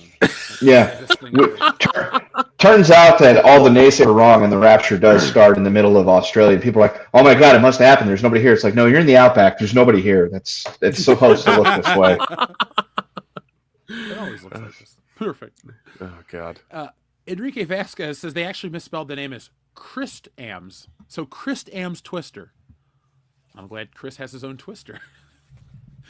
TLJ Screwjob, thank you. I just watched a clip of China beating Y2J with a top rope pedigree, and King kept joking about Jericho getting a sex change. Weird how that was normal. Oh, dude. Like, even as late as 99, some of the shit they would say in wrestling, you're like, what? It was a weird time. Well, what was her name? Oh, shit. Not China, the other one. Nicole Bass. When she came walking out, I think JR's famous line, is that a woman? And, like, even Howard Stern would have her on because she was part of the Whack Pack, and they actually had her genetically tested to see if she was actually a woman. You could get away with stuff like that back then. It was simpler times, people. When we tell you that it was simpler times and more enjoyable, we're not joking. It was simpler times. Woke was never a thing. Everybody just kind of made fun of everybody, and we all got along. Yeah. Yeah, really. You know, and it was great for entertainment as well. We had, you know, all the best stuff. Yeah, take the way Nick and I give each other shit and, borderline racially abuse each other. That's how it was in 1999 with every one of your friends, and nobody cared. Yeah, exactly. Nobody gave a shit. It was great. John Thomas, thank you very much for both of these messages. I'm with Jeff. There's a reason my generation beat feet to CDs. I hate hipsters raving how great vinyl is while listening to it on a record player we would buy for kids. Good turntables are $200 to $300. Yep, that's true. I have a cheap one for all of my soundtracks, and that's about it. I have one back at Camp Kendo that's like a big thing that my grandma always referred to as the stereo, and I just thought that's what old people called those things, like how she referred to the couch as the divan. And then she died, and we were cleaning up the house and everything like that. And I said something about the stereo, and why did grandma call this the stereo? And my dad just goes like this over to it and lifts it up, and there's a turntable and a tuner and all these different things. It's an actual stereo system built into a piece of furniture to make it look decorative. I'm like, oh, that's why she called it a stereo. I lived my whole life thinking, why is this called the stereo? Because it was never used for that. It was never plugged in. It was for each season's decorations, the Christmas village, and then the Easter village, and then all that, and the patriotic summertime village. And so now that's mine, not the villages. I do have some of those though, but the turntable and everything. And I do have some vinyl records that my dad had and things like that I will listen to when I'm back at Camp Kendo. I won't listen to any of my grandmother's records because Jim Nabors was great on Andy Griffith's show and Gomer Pyle USMC, and he has a fine singing voice. Not my type of music though. Mine neither. Yeah, I just collect movie soundtracks. That's literally all I do. Like if they come out on vinyl, like I'll just go get them. That's as far as I go. Buddy, I got Miami Vice. Hold on a second. I literally have vinyl. As I talk so much shit about vinyl, here I am. Yeah, we have quite a bit for as much shit as we talk. I know, right? Yeah. Wait, these are laser discs. Never mind. It might as well be vinyl. Yeah, same difference. I only own one laser disc. I've only ever owned one laser disc. Top Gun. My college roommate, Canadian Jamie, he bought laser discs as a collector thing. Like he actually had a laser disc player there in our dorm. Like in our dorm apartment, he had a laser disc player. He would watch laser discs. I remember like you had to like flip them. Yeah.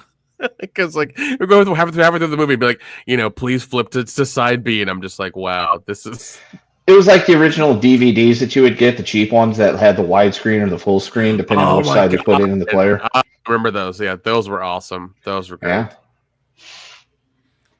But then the widescreen side would be the only one with all the special features of it, and the full screen side wouldn't have shit. It would have just a chapter selection, and then the movie. That's all it'd have. Because widescreen is superior and full screen is for nobody. Like, yeah, seriously. Yeah, nobody ever after people that you could get widescreen, and then we started getting TVs that were widescreen, and you didn't have those tube full screen 4x3 TVs anymore. Nobody fucking watched full screen ever again, unless you absolutely had to. Oh yeah. That's what I think. A lot of these people that are too young to remember, like we were all ready to abandon this shit very quickly. It was like, high definition TVs are affordable. I gotta get one. Like everybody had a fucking flat screen in college. Nobody wanted a tube TV.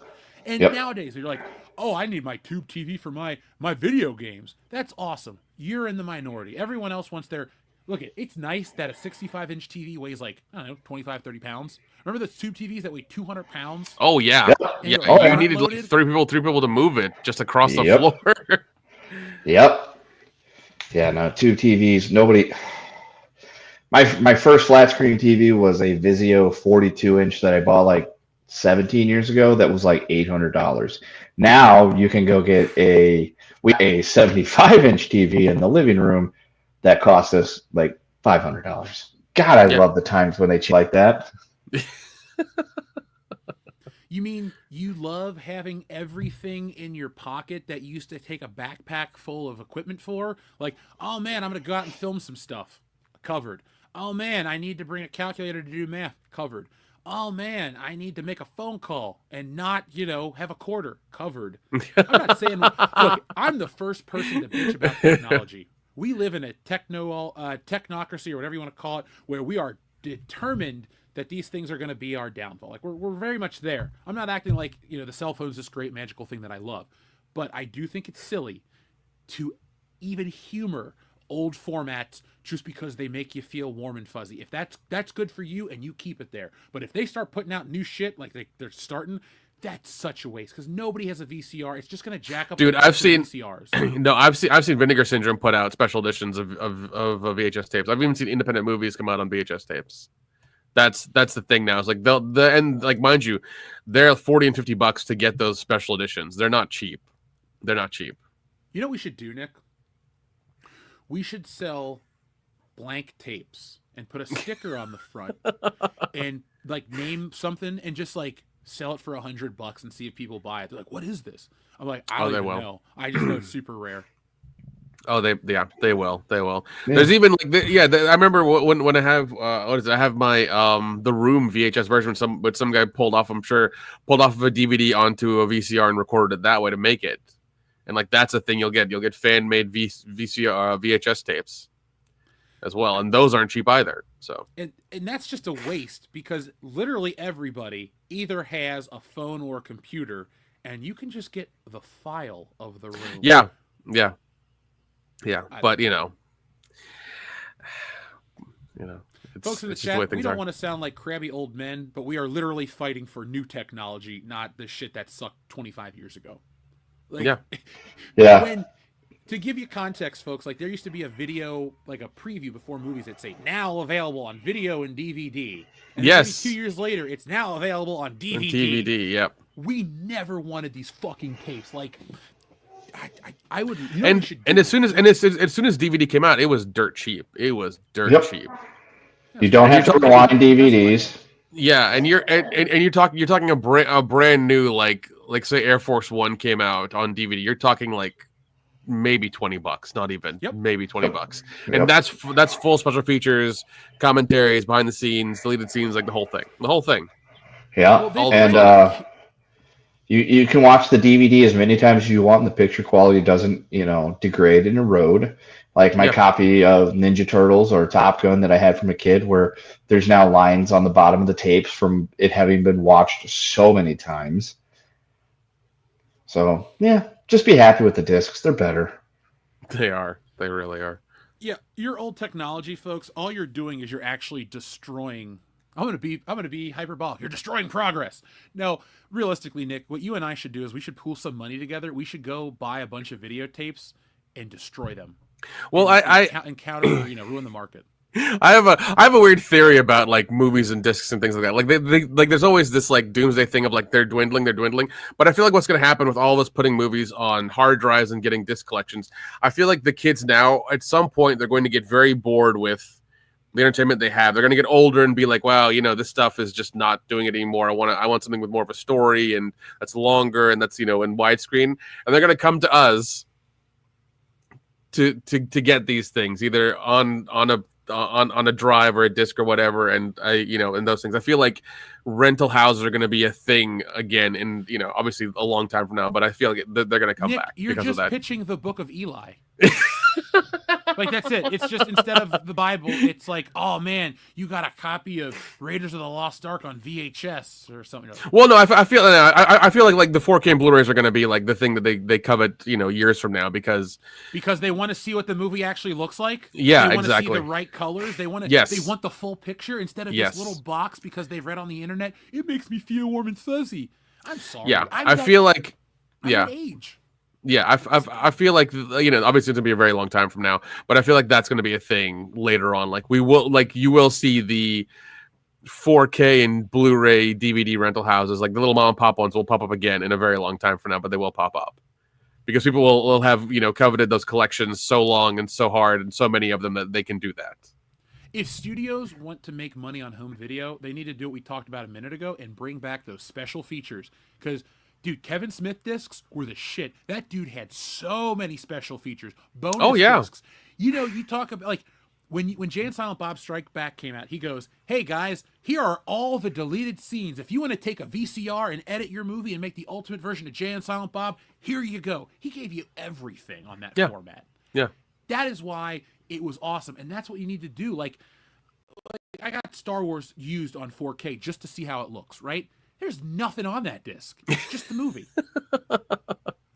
When you bought the set from Lucas, you had Empire of Dreams is almost 3 hours long. They made a special documentary for it and tons of countless special features.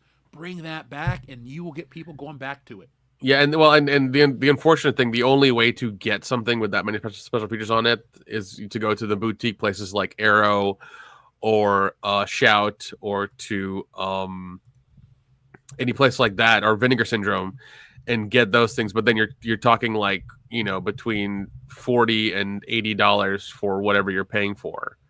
That's per disc. That's not for 2 or 3. That's per one. And they can do that because they know that they have the they're the ones making it, and they can charge that much for it. There's just so few things out there that I'm gonna pay that much for movie wise. Oh no, 100%. But sometimes their box sets of like the Shaw Brothers stuff is like really good, or if they come out with like an old TV show on Blu-ray, like I'll pay the money and buy it because it'll never come. That'll be the only run they ever do of it, kind of thing. I bought Night Gallery because that's just a one-time. Dude, I bought Sequest DSV on Blu-ray. Oh, really? Yeah, I bought that on Blu-ray. How's it look? It looks great. It looks wonderful. But it's one of those things that you watch it again and like you can see like all the stuff that's wrong with it. Like when they do the CG like under the sea, it's pretty bad. It's very like Tron 1 level CG. So you know what? That's how it looked at the time, and that's how we got to accept it. Watching it, 100%. Chest tape isn't going to make it integrate better. No, 100%. It's just one of those things where it's just like, once again, it's a show I used to watch as a kid and I loved it, and then I'm watching it now on Blu-ray, and I'm just like, man, this didn't translate the best, but it's still a good show. One thing I just want to add real quick is like old games and old consoles always have value because like let's say for example Sonic 3. That doesn't really exist in its original form. So to have a Genesis and a way to play it is great because of the music licensing. But like, here's one, and this is my final point, I swear, because I'm going to move on to the next thing because John Thomas sent in messages. Wayne's World. Oh, I got it on videotape. That's great. You don't have the right version. What do you mean? They've gone back and put Stairway to Heaven back in the movie, only on 4K. So like, we're getting theatrical versions.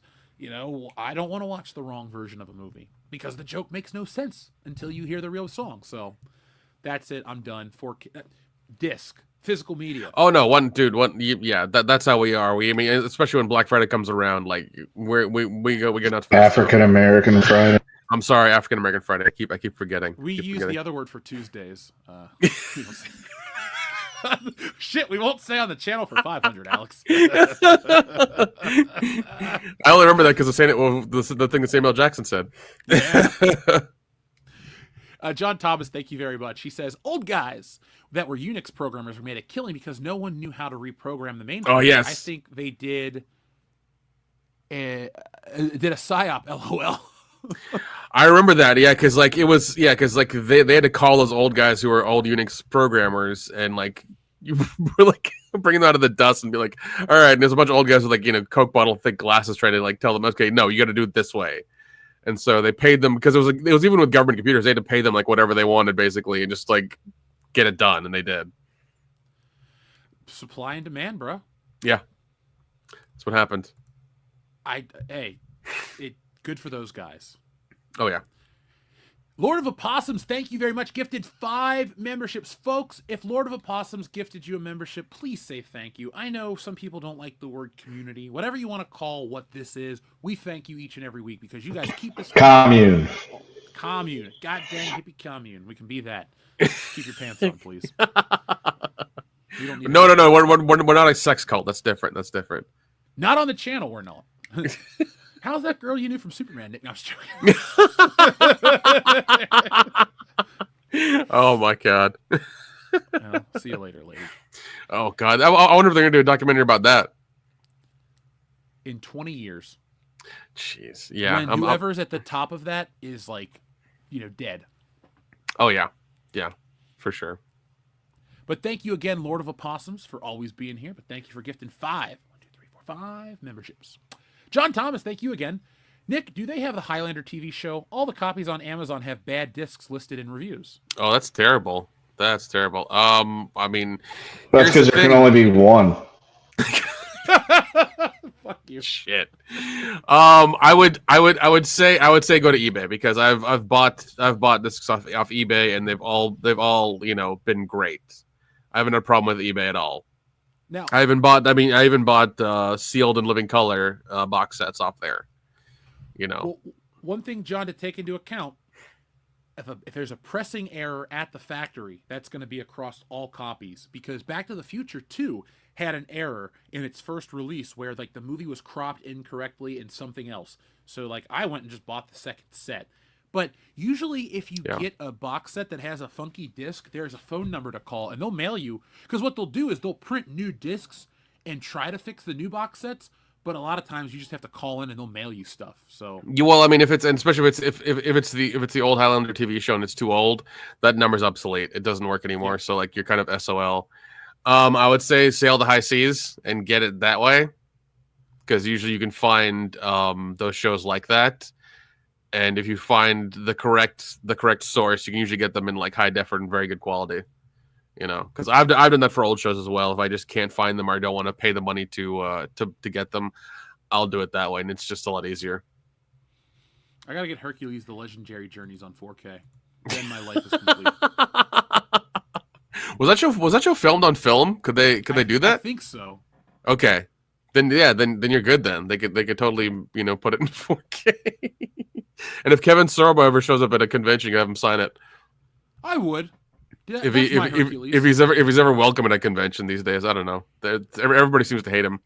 It depends on the con. It's not going to be a horror con, because those people are just weird. It's not even that they're weird. They all. Dude, I have stories about Scarefest. Don't. Jeez. I wasn't gonna go, but now I'm definitely not gonna go.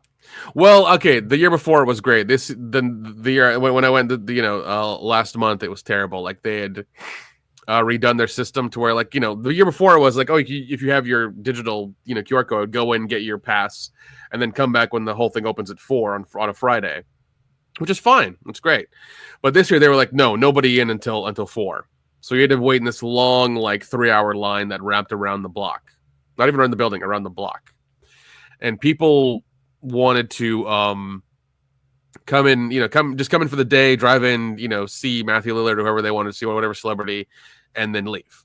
But they couldn't do that because they would have a lot of them missed their times for the photo ops and for the meetings and for all that other stuff, because they were just in line getting their tickets. And mind you, these are people who had prepaid before as well. That's annoying. Yeah, because before, if you had prepaid, you just go in and get your wristband, your necklace, or your neck thing or whatever, and then that's it. You're done. But this year, they were just being assholes. And even then, like, it was one of those things where even between, like, the first door and the second door of the convention, of the people, in those areas, they didn't know what was going on at all. It was an incredible shit show. I don't know what happened, because the year before, it was like, a smooth machine. Everything ran well. They had everything up on the website. They were changing stuff and updating things like all the time. It was great. But this year, like, I guess they fired the wrong person, or they didn't hire the right person, and the entire thing was fucked. I saw the videos you posted, so yeah, and like I was at the bar across the street, because like I wasn't gonna wait in the line. I was gonna go drink until like the line came down, and like it took a while for it to come down. It really did. And they truly fucked up, because there's even I think the Scarefest like fan group or whatever on Facebook, like complaints every minute. It was just like hilarious, the amount of stuff that went wrong. And like last year, it was one of those things where like last year they did it correctly and it was fine. Everything went smoothly. This year, I'm sure they're like, oh, we need to cut some more people out and try to keep some more money in our pockets. And like, that's what happened. Because it usually happens with the convention. So. Well, hopefully, Nick, our next convention that we go to is well run, so we don't have to wait in line, or we'll just take flasks and we'll drink in line. Fuck it. Yeah, that'll be what we do. Now, guys, we have had this lady on screen. I'm sorry for the nipplage on screen here, folks. It's a Thursday night. We're not trying to gross you out before your final day of work, but bigger rack than the woman on screen. That's fair. Even Mark Hamill. Oh. Now, folks, we talk about a lot of things, but you seem to like to hear us talk about Star Wars. And apparently, word on the street is that Rey Skywalker is the secret weapon to Star Wars success, according to a Disney insider. So, recent reports indicate that Daisy Ridley's character Rey is set to play a significant role in multiple upcoming Star Wars films. According to World of Real, Lucasfilm considers Rey their coveted weapon for the franchise's future, with plans for her to lead both Simon Kinberg's rumored trilogy and Charmin Obaid-Chinoy's solo project. Similarly, Game Rant highlights that Daisy Ridley is expected to reprise her role as Rey in a forthcoming Star Wars movie, underscoring the character's centrality to the franchise's direction. There are at least 9 Star Wars movie projects currently in development, and at least 2 of them revolve around Rey. Oh my god. So we've been hearing about all these Star Wars projects for a while, and nothing's really come to fruition. None. Like Rian Johnston's trilogy. But why would they think that she's so important? Because she's already had her 3 runs of movies, and a lot of people didn't really like. Okay, intelligent people didn't really like them. Stupid people loved them, but like, I even know people that were like diehard Star Wars fans that weren't us, that were like, they were okay with episode 7. They hated episode 8, and they thought episode 9 was completely stupid because it was just a weird J.J. Abrams pissing contest with episode 8.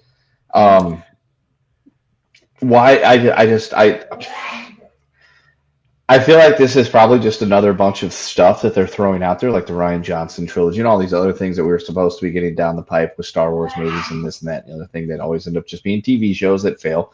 But I also don't understand the appeal. Like Luke was the main person from the first 3 movies, but he's not in the other trilogy. Anakin's the main focus. The next focus would have been if Luke had any children, which on screen he didn't, but in the extended universe he apparently did. Although now Rey is a Skywalker because she said so. So, I mean, if that's the case, I'm a Musk. I would like Elon to give me some money. If that's how it works. Yeah. I wouldn't even need that. Just give me $1 million and I'd be happy. I would be living like a king with just $1 million. But I don't get it. I just do not understand why, after where we had 5 years since the last movie, was that Camp Kidney 5 years ago? Why we're at this point where now it's like we're trotting Rey back out there again. It's kind of like how the WWE, they go through a lull period. So what they do, they bring back The Rock and Stone and all these legends to pop ratings for a couple weeks. It's like, one, that's not going to work because you can't dangle Rey Skywalker in front of me and say, hey, we're going to give you 3 more. Would you like episodes 10, 11, and 12? I'm going to be like, no. I would like that about as much as, yeah, it's a threat. It's like when Whoopi Goldberg earlier in the show said she was going to withhold giving out any of that to JJ. It's like, that's more of a threat than, the Rey movies, or the Rey movies are more of a threat than that. So it's like, I just, why? That's my question. My question is why? Why would either A, you think this is a good idea, not you, but rhetorical, or B, yeah, the royal you, and why would you think that this is what people would want from Star Wars going forward? Because we have voiced what we would want from Star Wars going forward, and that's ranged from absolutely nothing, let the franchise stay dead because you're only going to fuck it up, to yes, give us something that's more in line with what we originally had to fix things, but at the same time, the bell's been rung, you can't unring it. What are we gonna do here? What are we doing here? Why are we even here right now?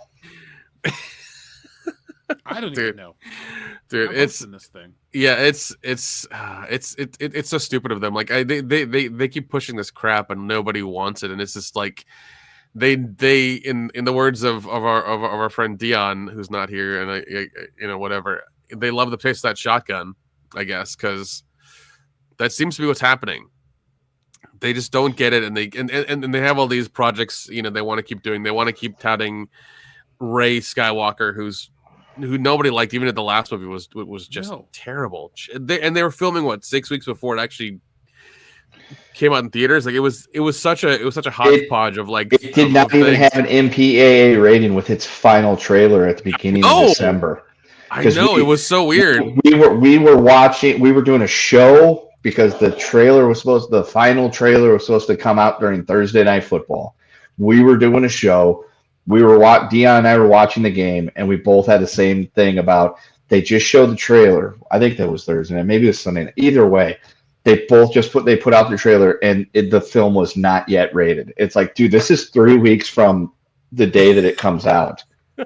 That means the final cut has not been submitted yet to the MPAA. We're still doing this. You're still working on this 3 weeks out. Yeah, it doesn't make sense. And like it's one of those things where this franchise has had more than its fair share of diminishing returns now. And there's no need for them to keep beating a dead horse, but it's Disney and they will. So they're just going to keep making 9, 10, 12 projects. I know that, Mandalorian's going to get a movie. Mm-hmm. Andor season 2, they keep like touting as like the greatest thing ever. That's coming out next year, but I don't think anybody cares about that. The new show Skeleton Crew's coming out? Oh, that didn't seem to move the needle at all. So I think people are just overall just tired of it, and they just want to let it go, and they're not going to spend their money anymore on these things and just give them any attention anymore because they're just tired of it. So them investing, I don't know, $500 million into 3 movies is just pointless. Because I think they're going to horribly I think what's going to happen is the first one's going to bomb, and then the second one's going to bomb, and the third one's going to go straight to Disney Plus. Yeah, I don't think it'll bomb. I don't think it'll be as good as they think it is, because there is still a lot of people. Like I have famously said in the past, that you could take a giant pile of cow shit and put 2 naked dudes in there playing tummy sticks rolling around. But as long as there's a lightsaber and the word Star Wars on it, there are people that claim to be fans that will still go watch it and tell you it was a good movie. I don't know. Even if that's all it was for 2 hours. I feel like even those people have like come to their wits' end about like Star Wars being good, and even then they've been they're tired of like the lack of story and the lack of moving forward in a lot of these things, and just the lack of creativity and stuff like that. Especially with the last show, what the hell was it called? The Acolyte. The Scissor Girl. I completely forgot the name of it. That's how important it was to me. I feel like even with that, like they wanted something and they got nothing out of that as well, and it just. Because you can look at the ratings for that, and the numbers themselves don't lie, and people are just tired of it. Nick, it's AEW. AEW has exactly what you just said. No story, completely disjointed, all over the place, no direction, completely stupid for the most part. Yet there is still at least 600,000 people, based on the ratings, that tune in on average every week. So there will still be people that will show up to the Rey second trilogy of whatever the hell it is that she's going to do. They're going to watch it, and they're going to tell you you're stupid for not watching it. No, well, I mean, people will still show up, but I doubt it's going to be that many. I doubt it's going to be that many that like the first weekend is going to be one of their best box office things as ever. Because regardless of what the trailer shows for the first Rey movie, if it even happens, I don't think it's going to move the needle enough for people to like go see it Thursday at the first showing. I don't think that's going to happen. I don't think even the weekend's going to be that good. The projections are going to be really low, like super low. I think it would be a break-even movie. The first one would be break-even. You would get I'll give you that. Enough people to break it even. So the budget's say the budget's $250. The shadow budget's like $450.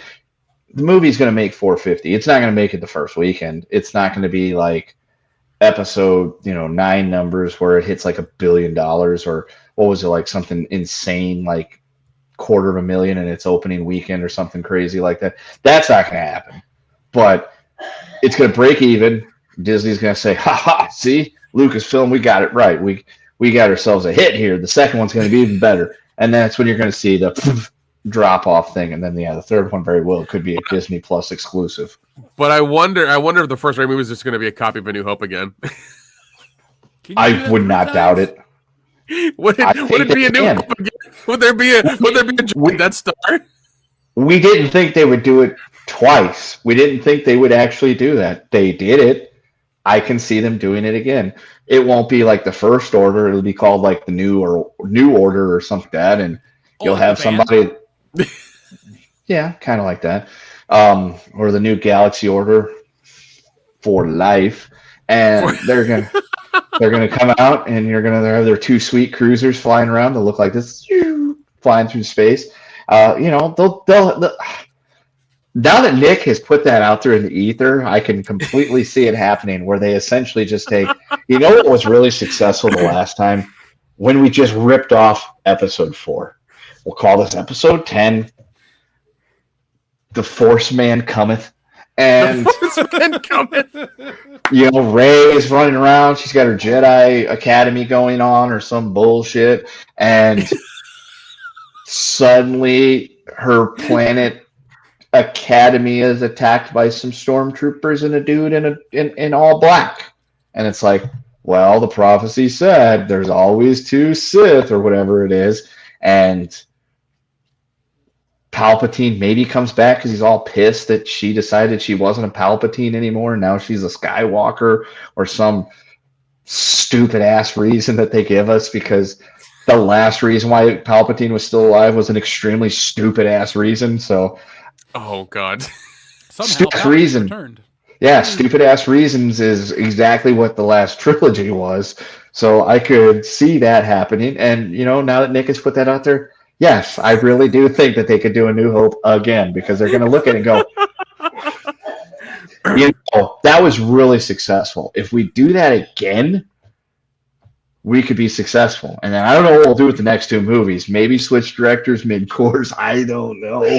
But you know what? If we just copy A New Hope again, and actually to them, they would be copying The Force Awakens. And that's that. There you go. So episode 10 is The Dark Man Cometh. A New Hope. A new hope. A newest hope. The newest hope. Death Star 4. Are we getting the 4th Death Star? Yeah, but this one runs in a black hole and just swallows galaxies. That's what's going to happen. Wait, the last one sucked in a sun? Yeah, got it back out in it. So now, there you go. No. We've already had. Didn't we already have 4 Death Stars? Because they brought back. Didn't they bring back the Death Star again in episode 9? I've only seen it the one time 5 years ago, and I was kind of drunk when that happened and having the flu. So I may have been. The last time I saw it too. Yeah. So, either they'll go. Was a thing that showed her where the Death Star landed on Endor. But didn't they raise it from this? Didn't Palpatine raise it from the sea and put it back together? Some dumb shit. Thankfully, not. Okay. But I just hallucinated that. That's good. Yeah. Either they're gonna go bigger or smaller. They can't because if they go bigger, they have to go to one that swallows like full on galaxies or 2 suns at a time or something. Or so it's going to be Galactus, but in a Death Star version. Perfect. Exactly. Either that or like I said, it's going to be smaller, where it just swallows small, or it'll just kill planets or parts of planets or it'll be like the Star Trek movie 09, where it'll make a black hole in a planet and it'll swallow itself or some shit like that. That's the other route they could go. Oh, that's what it's going to be. It's going to be a giant space station that creates a black hole and just sucks up a galaxy. Yeah, because either they're gonna have to go bigger, which is gonna be really difficult to do, or they're gonna have to go small. It's gonna be one or the other. But we'll know in the first 10 minutes of the movie, because if they have to go somewhere and get the plans from a robot, it's A New Hope copy immediately. That's what it is. They should just get Leslie Abrams to sit in for it. It's her floating through space. Oh my God. Somewhere in space, this could all be happening right now. Yeah, I mean, I really hope they don't do The Newest Hope, but I feel like that's going to be their plan, to bring everybody back to the first one, and the other 2 are just going to be trash. But I do think I will agree with Kid. I feel like the first one will break even after 6 or 8 weeks. It'll take a while for it to break even. I'm going to play the devil's advocate and say it'll never break even because the Marvels. The Marvels was a follow-up to a $1 billion movie from a $1 billion franchise that everybody swore was going to be a hit. It is the biggest loss in the history of the MCU. Indiana Jones. Fair. Oh man, Indiana Jones is coming back. Harrison Ford, here we go. it is a fucking $144 million loss. Yeah. I do think that if this comes out, but I don't think it'll come out, that's the key. If it were to come out, I think it would have the #1 opening weekend, but if something else mildly interesting opened against it, like in the second week, it'll kill it like Joker 2. People are done with crappy franchises. And Ray Skywalker they are. is not a shot of life that this franchise needs. This franchise needs to just be fucking done. There's nothing else to add to it. I agree, because I mean, like, once again, look at what happened with Joker 2 and Terrifier 3. Terrifier 3 won. And that had a budget of just $2 million. Only $2 million. And that made its money back. More, way more. Isn't it weird though that we've long enough to see Star Wars come back, and then Star Wars come back again and become a crappy franchise? When we had the original movies, and we were like, this is the greatest 3 series of movies of all time. And then we got the prequel because George Lucas got high on his own supply and was like, I made the special editions and people loved them. I know I'm going to claim to have had this entire story written this whole time, when all I actually really had was the first movie, but then I kind of made the next 2 movies happen. And we lived with it. It was tolerable to a degree. And then it went away.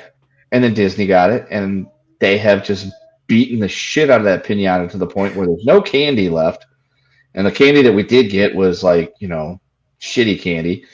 And now we're here. We're talking about Star Wars with disdain when it was something we all loved at one point. Oh yeah. And it is now in the realm of being a potentially crappy franchise. Oh, 100%. And it's funny because if you look at the merchandise, even like me, who's a Lego guy, all the Lego stuff that's from the first 3 movies, even the prequels, like that stuff still sells and still is collected and still worth something later. The new stuff nobody cares about. It's on discount all the time, even in the Lego store, even on the website. Nobody cares about it. It's hilarious. Yeah, that plastic is plastic. It'll rot eventually. Yeah, no, because I'll look at the discount stuff, every now and again, and it's always the newer Star Wars stuff that nobody cares about. Yeah. Well, now I know what you guys are getting for Christmas. I'll take nothing and say thank you. You will get a Rey with her double dong lightsaber, and you will like it, sir. I forgot she had one of those as a bad guy. Yeah. Oh well. Gosh. I mean, and what is it? I think the MCU's knocked out 4 movies that they were going to make, like Blade and a couple other ones that they've knocked out as well that aren't happening. But we did get the trailer for Thunder something. Oh, Thunderbolts Asterix. Yeah.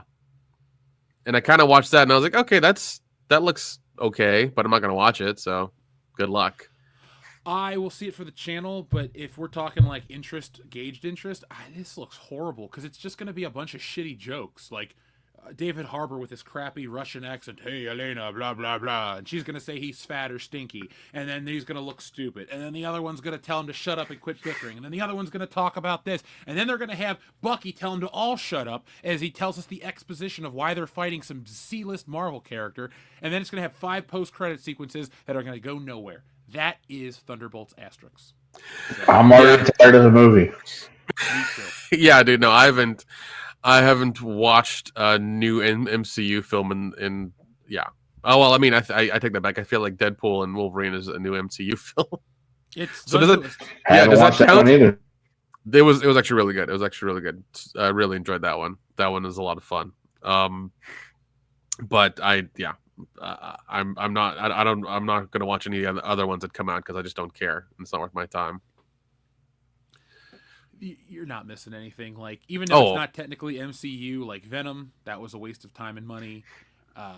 Kraven the Hunter is going to be a waste of time and money. Yeah. Like, I know exactly what it's going to be. They're not even fun to talk about and rip on. They're just bad, like boring bad. And Kraven, like Morbius or Morbin Time is all Sony, right?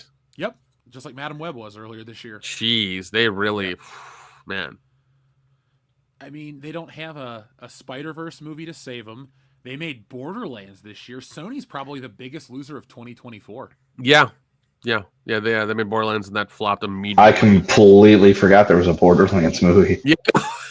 So did I, and I saw it. Oh, dude, I feel so sorry for you for watching these terrible movies. None of them were as bad as The Crow, though. It is the Crossy Bears. I watched The Crow with our pinch shitter ETAP. What did you think of it? I told you it was shitty. Oh no, it was terrible. No, it was bad. Like I watched it. Like I talked shit the entire time about it because I was just like, this is terrible. Like it wanted it because just the way they're hopping around and doing stuff, like none of it made sense. Like thematically, like just the way they're doing everything, it felt like it was like shot on a shoestring budget and they had no real story for what was going to happen. So, it just, it wasn't good. I still like the 90s, the 90s one better. Oh, it's a real movie. Yeah, it is. Our friend John Thomas, thank you very much for your generous super chat. He says, let's be honest. Ray, she is all they have. Doesn't mean that it's a good thing, but who else is there? Darth Kennedy is burning it to the ground on the way out the door because her vision was rejected. Well, John, I agree with you 100%. Her vision was rejected.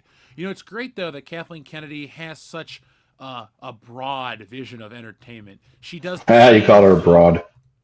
I guess I did. Oh, no, I guess I'm sexist. But every one of her shows has this. Put a chick in it. Make her gay. Like, 100%. 100%. Next one. And I feel like that's going to be the crux of the next 3 Ray movies if they happen. But yeah. Because I don't know. Just they've messed up so much with that franchise that was so easy to not mess up. It's just hilarious. It's just terrible. I'm sure George Lucas is laughing, but I'll stick by this. This movie's never coming out. None of these are coming out, like ever, until there's a trailer.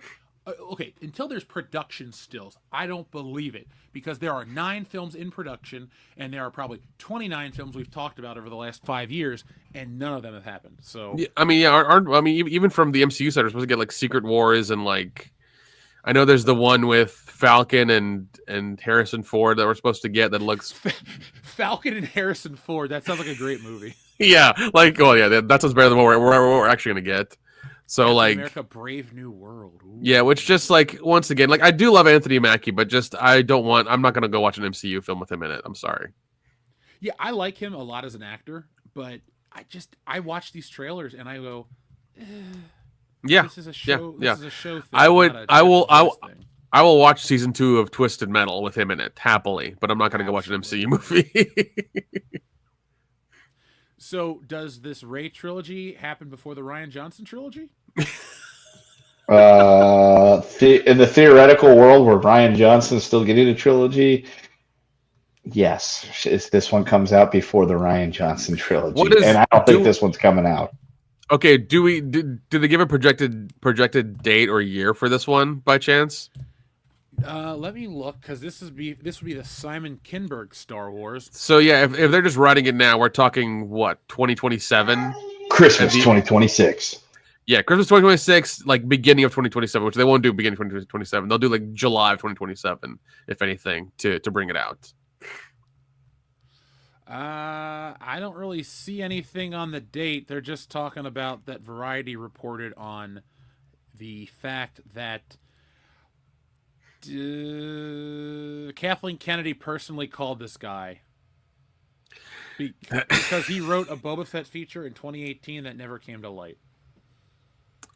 So he wrote a spec script that they liked. So that's the problem right there. She personally handpicked the guy to do it, so we already know we already knew it was gonna suck. That confirms it will suck. Meh. Yeah, if they don't get something rolling in like if they don't get anything if they don't get production started in 18 months, then it's DOA.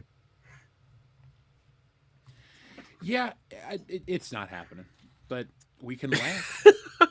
Here's the thing. I'm with you. I don't think it's happening either, but I kind of want it to happen just so they can see the error of their ways, and I just want it to bomb so hard. Buddy, I want it to happen because we'll be able to put Stealing Solo in a third printing and get rid of all those books. So I want this shit to happen because it'll benefit me directly. Thank you, Star Wars, for sucking ass so hard. Oh no, 100%. But yeah, I'm with you. I don't think it's gonna happen because they just said that she personally called the guy to come write stuff for him. So Yeah.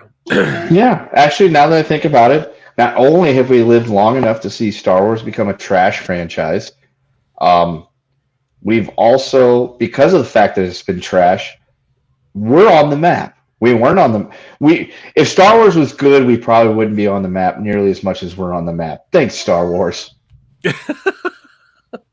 That's true. That's very true. Yeah, hell, Star Solo changed my life. Like, yeah, thanks, no, Star Wars. no. We have benefited substantially from the fact that Star Wars is complete crap. Oh, That's 100%. why I always say on the show, if I ever met Kathleen Kennedy, what would you say to her, Jeff? Would you tell her off? I'd say, hey, thanks. And then I'd walk away. Who is that guy? He told me thanks. You'll never know. Yeah. They probably know. It's at least in some degree, they know who the people on the internet are, like the bigger names. Yeah. So I'd be like, because of you, I got 3 of the closest friends I've had my whole life. My adult life has been different. And I'm allowed to go on the internet and say mean things about people that completely deserve it. Hasn't happened as much lately. But everything's good. We're good. Folks, you'll be seeing more of this regularly because shit's finally sorted itself out. yeah.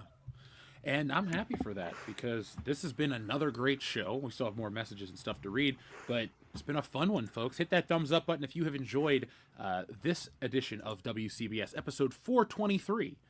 We already talked about all the topics. But Ditto73 has a question. What do Disney and Tony Khan have in common? The ability to throw obscene amounts of money into things that suck. That is very accurate.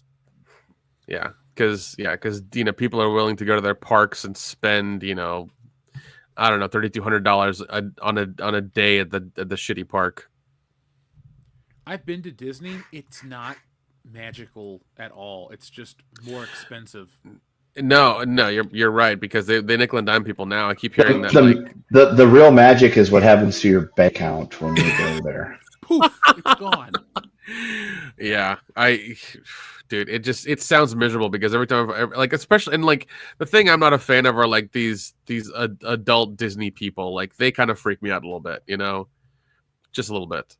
I laugh at them because okay, let me rephrase that. I just don't take them that seriously. When they gush about how great Disney World is and it's magical, I'm like, I don't say anything to people because I'm like, have your fun. I'm not an asshole about that stuff. In the back of my mind, I'm thinking I've been to these places.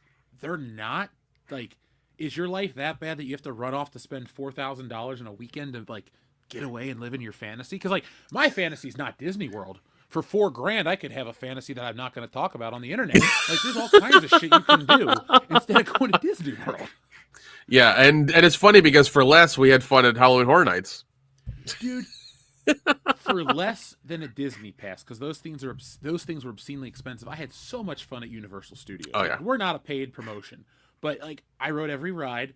I got food and I did all kinds of fun shit. Kings Island, no, Universal is not that bad of a thing. So no, man, I like it. Yeah, and they're doing their giant park that's getting built right now. It should be ready by summer of next year. I mean, that's projection, so I don't know. But they're spending $5 billion to build a brand new bigger park. So, well, I won't be there. Maybe that Universal one looks pretty cool. The dark, whatever they call it. Yeah. The Dark Universe. Yeah, that's going to be their Universal Monsters permanent kind of thing that they're doing. How's my audio sounding now? People in the chat were saying it's pretty low. Am I okay? You're better now. You're better now. Yeah, it's fine. So our friend John Thomas says, "Can I get a couple of motorcycle buttons?" Of course. Oh my god. Another one.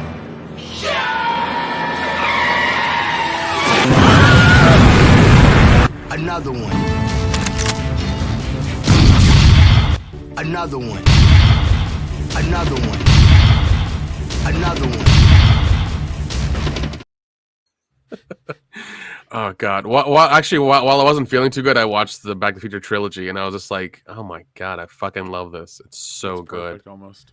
It really is. I mean, it's what I've been watching a while, and I was just like, "These are great movies." And it's weird to think of that Marty goes through that over a weekend. He travels through through time. He almost messes up the timeline, and he has to go back to 1885, and it's just like he's gone for weeks. Is he? Yeah, he's gone for weeks, but it's literally just like a week, an actual weekend in real time that he's gone for. It's Nick. It's less. It's a day. You got to. Oh God, it's a day. You're right. It's Marty goes back in time at like 1 something in the morning, in the first movie. He's gone for a calendar week in 1955. He rolls back the next morning. So for like when Jennifer says it's like you haven't seen me in a week, it's because I haven't. But I think the third one takes place. How long does he go back and like how early? Because he's supposed to get shot on like September 12th or something. But doesn't he go back at least? Yeah, he's back like a week or two early. Yeah, he's there for at least like 5 or 6 days for sure. So Marty spends like 2 weeks in the past over a weekend. Like his life, and we're not counting the beginning of part 3 where they have to go pull the DeLorean out of the cave and then put the parts back in. Oh God, yeah, we don't. How long did they ever say how long that part took? We don't, but I assume it's a long time because they had to acquire the parts and then like solder them into the top of the hood. So it's it's like, and those parts, it's not like they can go down to like Radio Shack and go get those parts. They have to be like, I'm sure they have to be acquired by some means. So there's that. So I assume that's at least like a long time we don't know about as well. So like he probably spends like the better part of a month just between timelines, like in the DeLorean. Yeah, and he never really even goes anywhere because in the first movie he leaves at like 1 something in the morning. He comes back 10 minutes before he left, or 15 minutes before he left, but he spent an entire week in 1955. So then he's back. So in the second one, he's back he comes home and he goes to sleep, wakes up, sees Jennifer and his truck and his parents and how everything's different. And within a few minutes of him being awake and walking around, Doc comes rolling back in to take him into the future.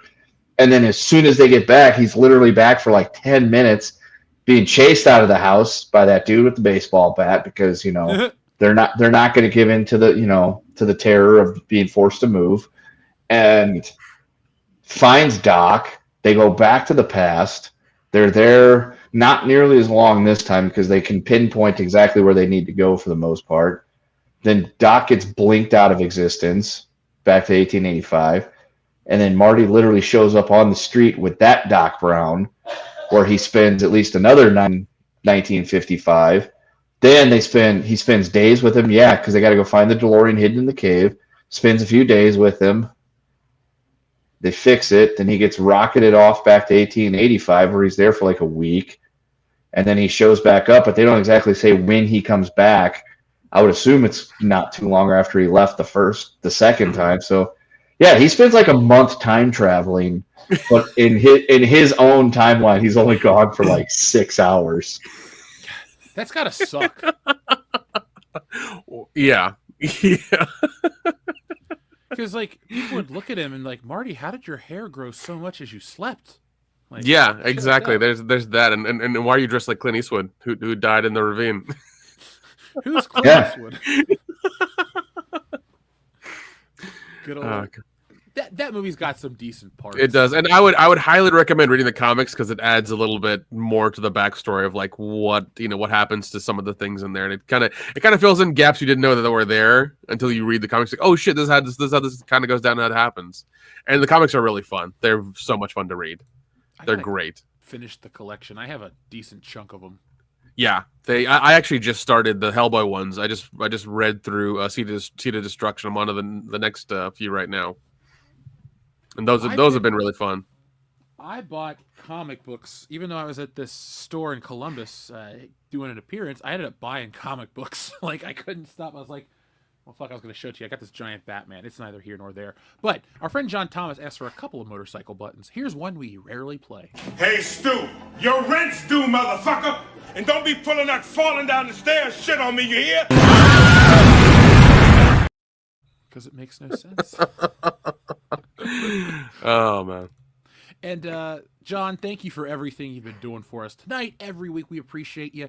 Here is another final motorcycle button. How about the original one right here? Did you see that guy accidentally hit that moose with his car? No.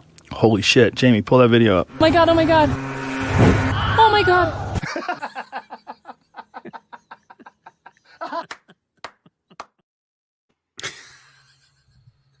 Bye. John Thomas, thank you again.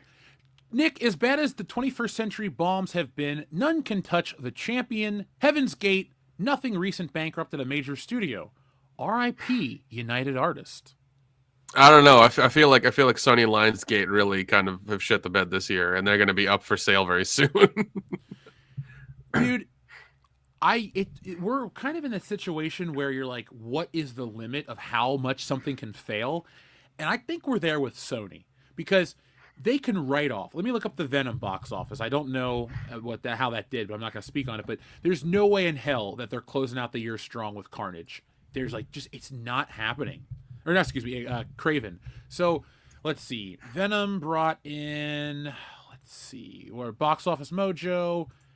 Oh, a worldwide gross of $398. Yeah, I guess that's going to be a hit because it made its money back, I suppose. What's the budget? What do you think it is, guys? Is it a $200 million movie? Easily. I'm saying 175. I'm saying 175. Surprisingly, Venom is only $120 million. So then it was a success.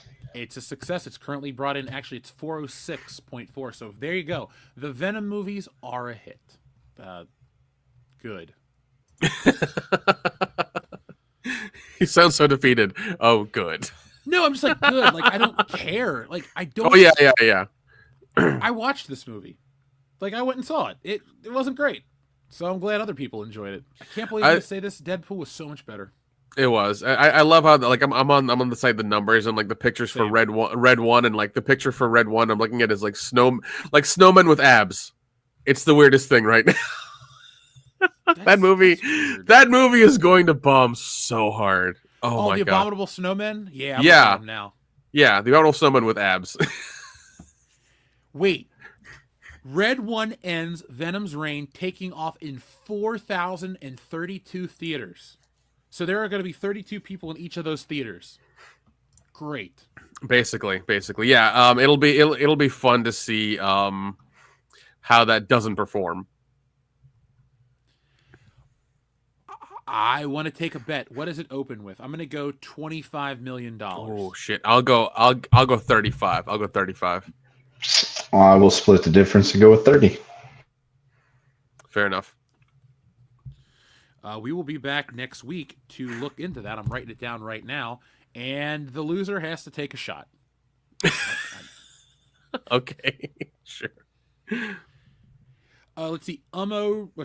You mod me? I will look into that button. Jay Uso motorcycle. I'm going to sit down this week and play around with some ideas. Maybe I'll even release some of the buttons I have that I've never put up yet. Ooh.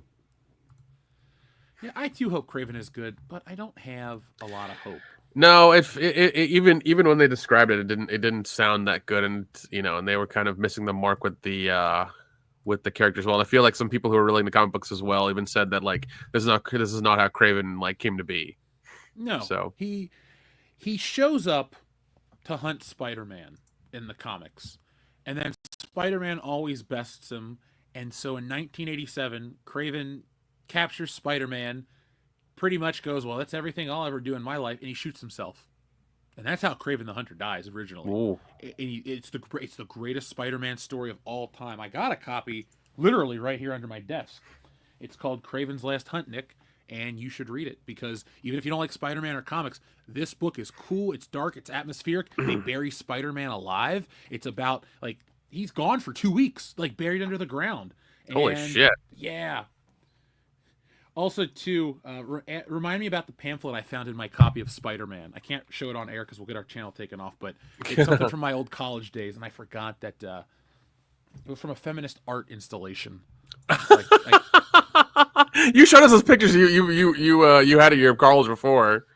Yeah, I showed you the pictures of me inside of the giant vagina box. This is a pamphlet that features all the pictures that were taken of the They gave them out for free. I'm like, okay. Jeez. Oh, speaking of movies and stuff, and anybody watch the Mission Impossible trailer, The Final Reckoning? I forgot. How is it?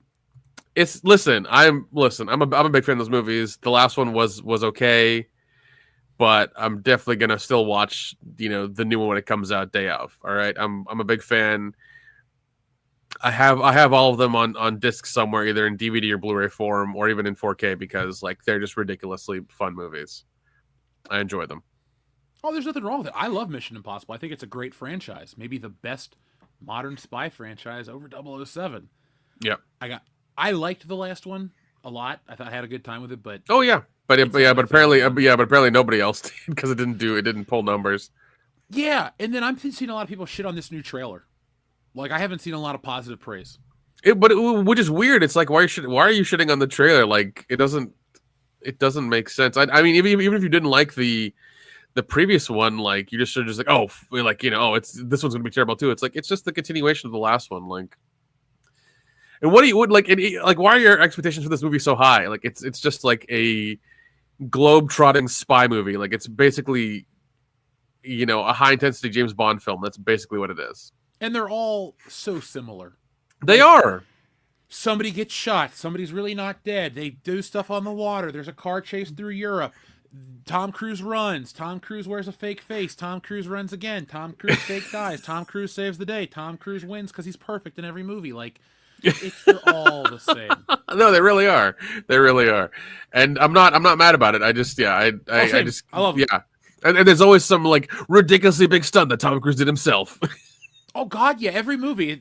What's the stunt that they promote this time? I feel like it's him on that biplane, like the red and yellow one they show in the trailer that's going through the canyons. I feel like that's the major stunt that they're going to tout this time. I don't want to sound like a hater, but his stunt from the last Mission Impossible wasn't really impressive because it's just a scene from GoldenEye.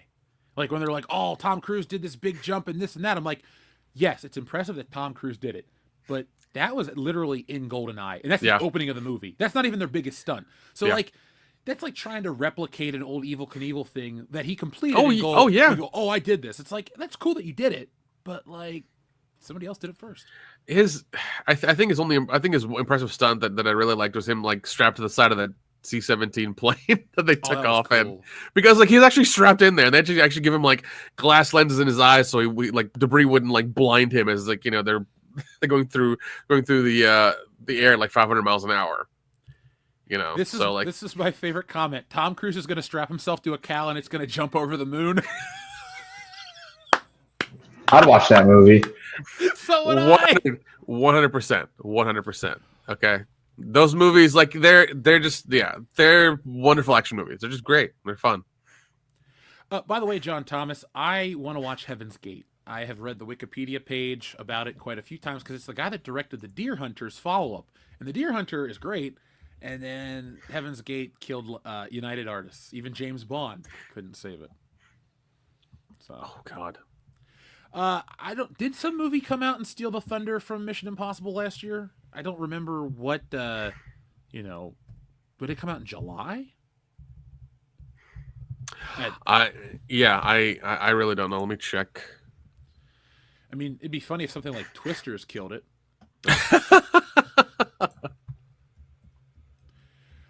Mission Impossible is not even in the top 10. Right? Oh, shit, yeah. Dude, The Little Mermaid made more domestically than Mission Impossible. Am I crazy, Barbie? Mission Impossible. The Sound of Freedom made more than Mission Impossible. Oh, jeez. Well, sorry, Tom. I just hope that this one doesn't fail because of that. Yeah, same here. Because, it was a lot of fun, man. It really was, yeah. Oh, Barbie came out a couple days later. That's what it was. Okay, that's what it was. Yeah, it was Barbie. Yeah, Mission Impossible is the 12th of July. Barbie and Oppenheimer both came out on the 21st. And that's what it was. Barbenheimer killed everything. It did. Yeah, that's what it was. But I remember hearing that this one was also shot. This one was also shot during the pandemic, and they were really trying to release it. Like they had to really release it now because it was like sitting on a shelf or whatever. So it had to come out, or they'd lose even more money. Well, the pandemic's over. Tom Cruise doesn't have to have any more meltdowns. He can be perfect. I think he's also like in his 60s or maybe, I don't know. He is 59. He's in. He's 62. Oh, okay. He looks 59. 62. Well, remember he did that wonderful remake of The Mummy that everybody has praised. Wait, he did a remake of The Mummy. Oh yeah, that's on our Patreon page. Yeah. Folks. Check it out. I may or may not have blacked out. But... Yeah, because that one was Universal again trying to restart the MonsterVerse that just didn't work. So, jeez. Yeah.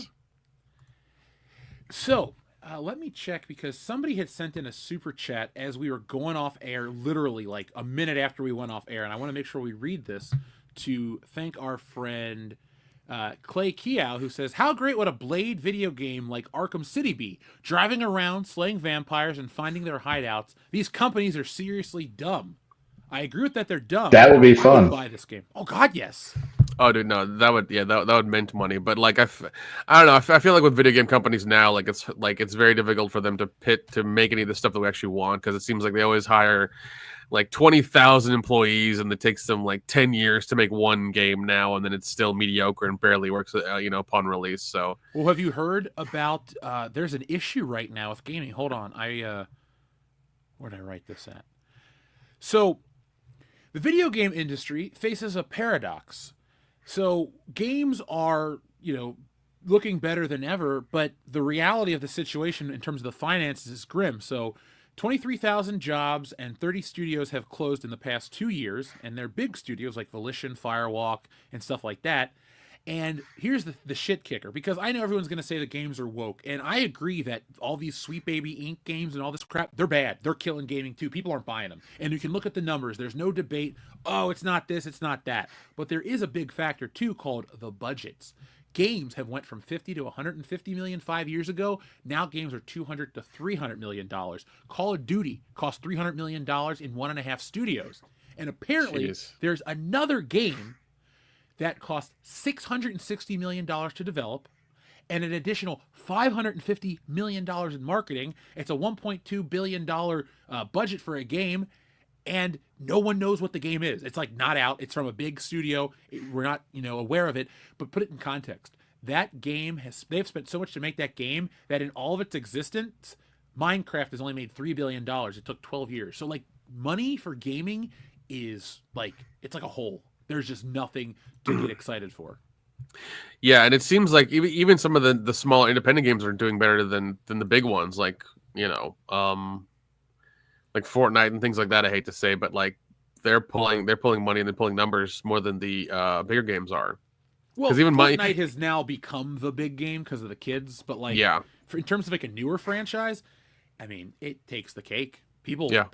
Fortnite's weird though. I saw a video of people playing Fortnite. Mrs. Incredible was walking around with her ass out, not literally, but then somebody threw money at her and they got into a car and banged like in Grand Theft Auto. And I was like, what the fuck did I just watch? Well, even Grand Theft Auto 6 is supposed to come out like next year or in 10 years. I forget the timeline they have set up for it. It'll be out when Ronald Reagan is resurrected and takes over the planet with the ghost of Henry Kissinger. I don't know, but it ain't happening. Look, in reality, it'll be out next year, and it'll probably piss off a lot of people. Because my guess, this is just a guess, I don't have any insider information. My guess is that even Rockstar themselves is not oblivious to this modern way of thinking, and that there's a version of GTA 6 that is what people would call woke or shit, and I think they're fixing that kind of stuff. Because $1 billion in shark cards can only go so far. If you make a game that pisses off your fan base, they're just going to go back to play GTA 5, and you'll make money that way. But then it'll slowly just go away because that map isn't big enough for ever. So yeah, and I've heard so many things about GTA 6 that they're trying to make it into, they're trying to make it into the USA or whatever. You have multiple cities, multiple maps, and then you can like pretty much buy your own land and make your own shop and make your own money there. They're trying to turn it into that, is what I've heard. So I don't know if that's true or not. Well, this one is the state of Florida essentially. Okay. So I'm not super excited for it, even though GTA used to be my favorite franchise. But it's been 11 years since I bought a new Grand Theft Auto. I'm kind of tired. So yeah, I agree. Yeah. But speaking of tired, we're getting up there in terms of time, so we don't want the audience to get too tired hanging out with us tonight. Is there anything you guys want to talk about before we go? There was a link I sent you in the chat if you wanted to look that up real quick. Oh yeah, hold on. You might find that a little interesting. Well, let's see. Where is it at? It's in the StreamYard chat. Oh, I know. I was just getting ready. Oh, Hungry Howie's Chicken and Waffles. Oh, wait, that's from Kendo. Now I'm hungry and it's too late to eat. Fuck. Let's see. Not the Superman smoking the bong. Is it this? Wait. It's in the stream. Look in the StreamYard chat. Oh, sorry. I'm sitting here going on Facebook. By the way, tomorrow's that the Jake Paul Mike Tyson fight. That's finally happening. Yep. And apparently the weigh-in was during our show, and Jake Paul got smacked by Mike Tyson. Nice. Good. Because people, I heard some kid talk shit. He's like, oh, you're an idiot if you put money on Tyson because he's been in hospital, in and out this whole year. I'm like, have you not seen his training videos at all? Yeah. Are you unfamiliar with the history of Mike Tyson? Yeah. I was reading about it earlier today. Apparently, the odds have shifted towards more balanced because a lot of money's been coming in on Tyson. But then again, there's also part of me that says that it's boxing, so maybe it's fixed. Yeah, there's that as well. Where I'm just like, he's probably giving Tyson one hell of a payday. Yeah, I signed up for Netflix yesterday so we could watch the fight tomorrow.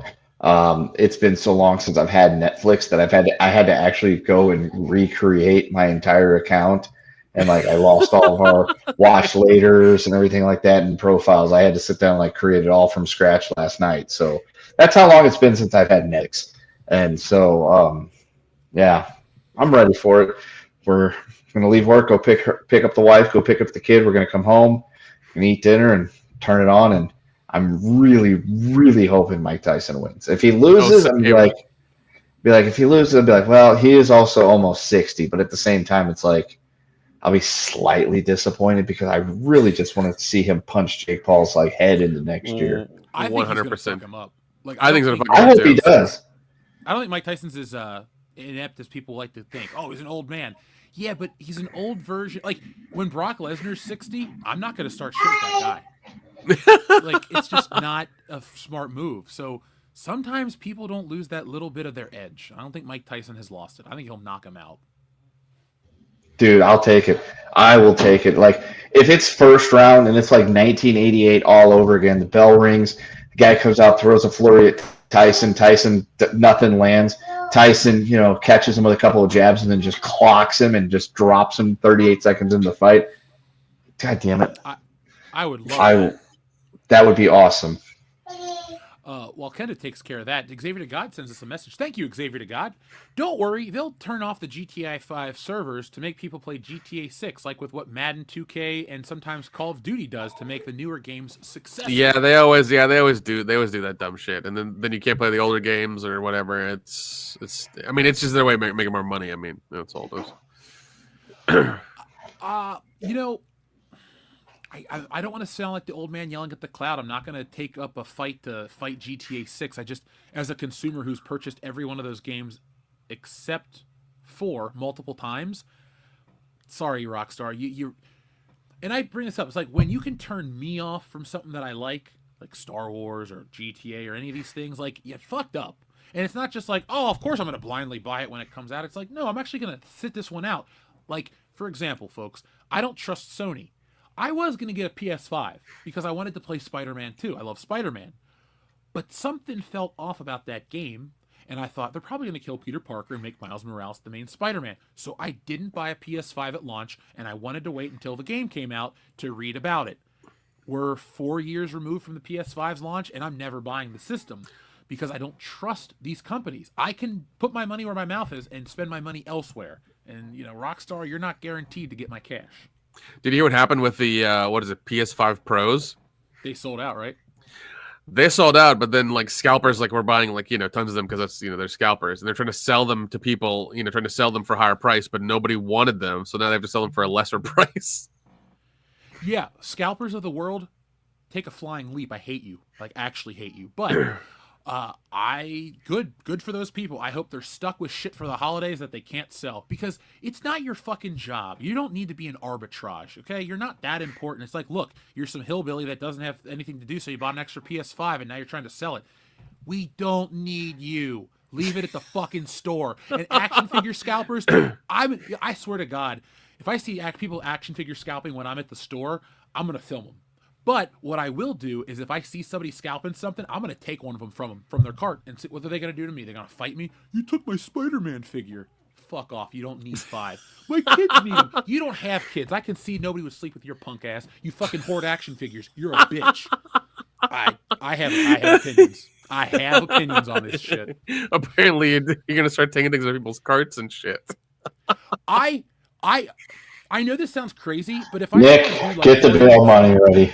Yeah, get the lawyers on the line. Yeah. The lawyers on the line. Don't worry, the lawyer's one of my top contacts. It's fine. I'll make sure I call him and I'll have the bail money ready. We'll get you out. It'll be okay. Yeah, Jeff got mad at the store because some guy was trying to buy 5 action figures. He took one. The guy actually was stupid enough to try something, and now Jeff's in jail for, we don't know if it's voluntary or involuntary manslaughter. We'll find out when he calls back. I mean, if the guy suffocated to death on an Iron Man action figure that I shoved down his throat, I think it's involuntary. It's a mistake. I was just trying to show so mistake. He fell on the action figure. He fell in action. You know what'd be funny is that Target goes to play the footage back and be like, wait, the guy actually did trip and fall on the action figure. And I'm like, thank you. Oh, God. I'll just look over their cart and say, I'm like putting this out there, so I hope I run into one so I can call them out on their shit in front of their face and like see how they react, you know? They're not. I mean, they're not going to do anything. I mean, it's, you know, it doesn't matter. If it's somebody our age, you're going to be like, yeah, fuck you. I'm going to keep. Oh, you know what I'm going to do? I'm going to be worse. I'm going to take the shit they're scalping, smack it out of their hands, and step on it, and then pay for it. And go, oh, sorry, I'm going to pay a store price. You can't resell this if it's fucked up. You know, I want to stick it to these people because like they don't offer anything to society. Anyway, no, they our don't. Friend Darian217, thank you for your generous super chat. Hey, Jeff, send Dion some happy belated birthday wishes for me. Went to see the Star Trek Voyager documentary premiere on Monday. It was well done. Tell Dion the documentary should be out next year. You see 7 of 9 in HD. Ooh, very nice. Jerry nice. Ryan. Yep. Good look at. Okay, folks in the chat, who's the hottest Star Trek lady? Is it Uhura? Is it, what's her face from the Next Generation? Is it 7 of 9? Is it Kate Mulgrew? Maybe you like her. I'll take what's her face from the Next Generation. I think she's good looking, even though she's a nut bar. There was one from, I think, Enterprise that was pretty hot. She was a Vulcan. She was pretty hot. I got to remember her name. We always have to remember Alice Eve was in a Star Trek movie because Alice Eve. Oh yeah, she was. I love the whole controversy of that, and she was just there because she, you know, got down to her underwear. Yeah, I got annoyed at that. I'm like, why are people offended that we showed a woman in a bikini, like in her underwear? Because like Thor got naked and no guy ever bitched. We were just like, all right, Thor's naked. I don't really want to see it, but whatever. Oh no, that girl was in essentially a swimsuit. Oh yeah, she was horribly objectified. Yeah, I'm sure she read the script and was and just said, you know, just no. I'm sure Alice Eve went, oh my god, they're gonna pay me $1.3 million in this movie. Oh no, I'm the victim here. Whatever. Let's see. In Star Trek Enterprise, the Vulcan character or T'Pol, whatever her name was, kind of. Jolene Blaylock is her name. She was in Enterprise, which is actually a really fun Star Trek show. They got cut too soon because it was on UPN of all places. So UPN was a terrible network. It was. Yeah. Jolene Blaylock says the Gray Ghost. That is probably my favorite Batman episode. The villain's forgettable. It's just Bruce Timm, but the Adam West meeting Kevin Conroy Batman is still the shit to me. Oh, yeah. We got a lot of responses. We had 7 of 9, T-Pull, Terry Farrell, who played Dax in Deep Space Nine, Famke Janssen, Lita from Deep Space Nine, and then Jolene Blaylock. Well, maybe we'll get... I'm surprised nobody said Winona Ryder from the J.J. Abrams Star Trek movie. I forgot she was in that. Oh, yeah. She was Spock's mother, right? Yep. Oh, my God. Yeah. Jeez. Sputher. Yeah. Those, like, the first two were pretty fun to watch. That third one didn't make any fucking sense. Yeah. I hate that one. Star Trek Beyond is beyond terrible. It is so bad, but like the one with Sherlock in it, part 2 was actually really fun, especially when they're going traveling from one ship to another in their little spacesuits, their little rocket powered spacesuits was actually really fun. But Nick, you're not allowed to say that because the Wrath of Khan is better, but I did like was it Into Darkness? Yeah, Into Darkness. Yeah. There are worse ways to spend time than watching those 2 Star Trek movies. You even had Peter Weller in it, who was he was great. Yeah, he was the bad guy, but it was a lot of fun. He got his shit crunched. He did, and then there was a whole fight on like the like futuristic San Francisco throughout the city, like where they're jumping on shit. It was a lot of fun. The movie was fun. Yeah, it looked good, and Alice Eve was in her bikini. Yep. Sorry, I keep thinking about that one scene. John Thomas says T-Paul is the hottest. Yeoman Rand, Yeoman Rand. I remember her, Janice. So Darth Kennedy is waiting for success to leave. Do you think she'll claim the John Williams documentary and leave, or just die in office? I don't know. What is it? Bob Iger's supposed to leave in 2026. That's what I've heard. So I don't know. Well, I mean, if he leaves, there's going to be a power vacuum. She may take it over, and if that's the case, then Disney's done. Disney's entirely done. Well, Lucasfilm at least. No, but if Kennedy takes over Disney as a whole, and after Iger, then like that would be the biggest decision, or the poorest decision in history, man. Yeah, but look at their decisions so far. That's par for course. Like that would be what happens. Tracks. Yeah, if that happens, dude, that would be beyond hilarious and just the worst thing ever. Like at that point we might actually see the fall of Disney in our lifetime, which would be hilarious. I'd love it personally. I would just laugh at everybody. Oh, could you imagine like standing outside at Disney with like haha signs on their last day of being open, and all those adults are crying as they leave with their $88 ice cream sandwiches and the turkey leg they mortgaged their house for? It was an experience. Yeah, and I'm having a great time myself right now. I mean, that would be funny. I mean, like that would take some serious, like that would take for their parks to kind of really shit the bed too, which they kind of already are, because you have to, like I said, like you said, you have to take out a mortgage to buy a turkey leg. You're not wrong with that. So, and I know people like to say, "Oh, your kids will like Disney." No, they won't. We're not watching Disney at this house. We'll watch Star Wars. We'll watch like the first ones. But yeah, I'm not like this isn't going to be a fucking Disney household. I will acquire all the old Nickelodeon shit, and that's what we're gonna watch. Oh, dude! Hey, dude! And Are You Afraid of the Dark? That'd be a great double feature. Yeah, I'm gonna show my kids Snick. They're gonna watch Round. There you go. There you go. There you go. I don't know if Disney is too big to fail. Look at Enron. Look at all these other places that were considered too big to fail. So anything's possible. They just have to be catastrophic. Yeah, it would have to be. Yeah, I mean, and I feel like if Kathleen Kennedy were to take over after Iger, like that would. That's pretty catastrophic. Yeah, like it at that point, it's a ticking time bomb until it's just over. And I don't know about EA's CEO taking over, but it would be an improvement because you can't put microtransactions on movies, can you? They're doing it for theaters. They're doing it for theaters. You think if that happens, then they would just buy it, like they would buy regular AMC and then start micro transactions for theaters for everything, for like the best seats to the worst seats. Do you want your recliner to work or not?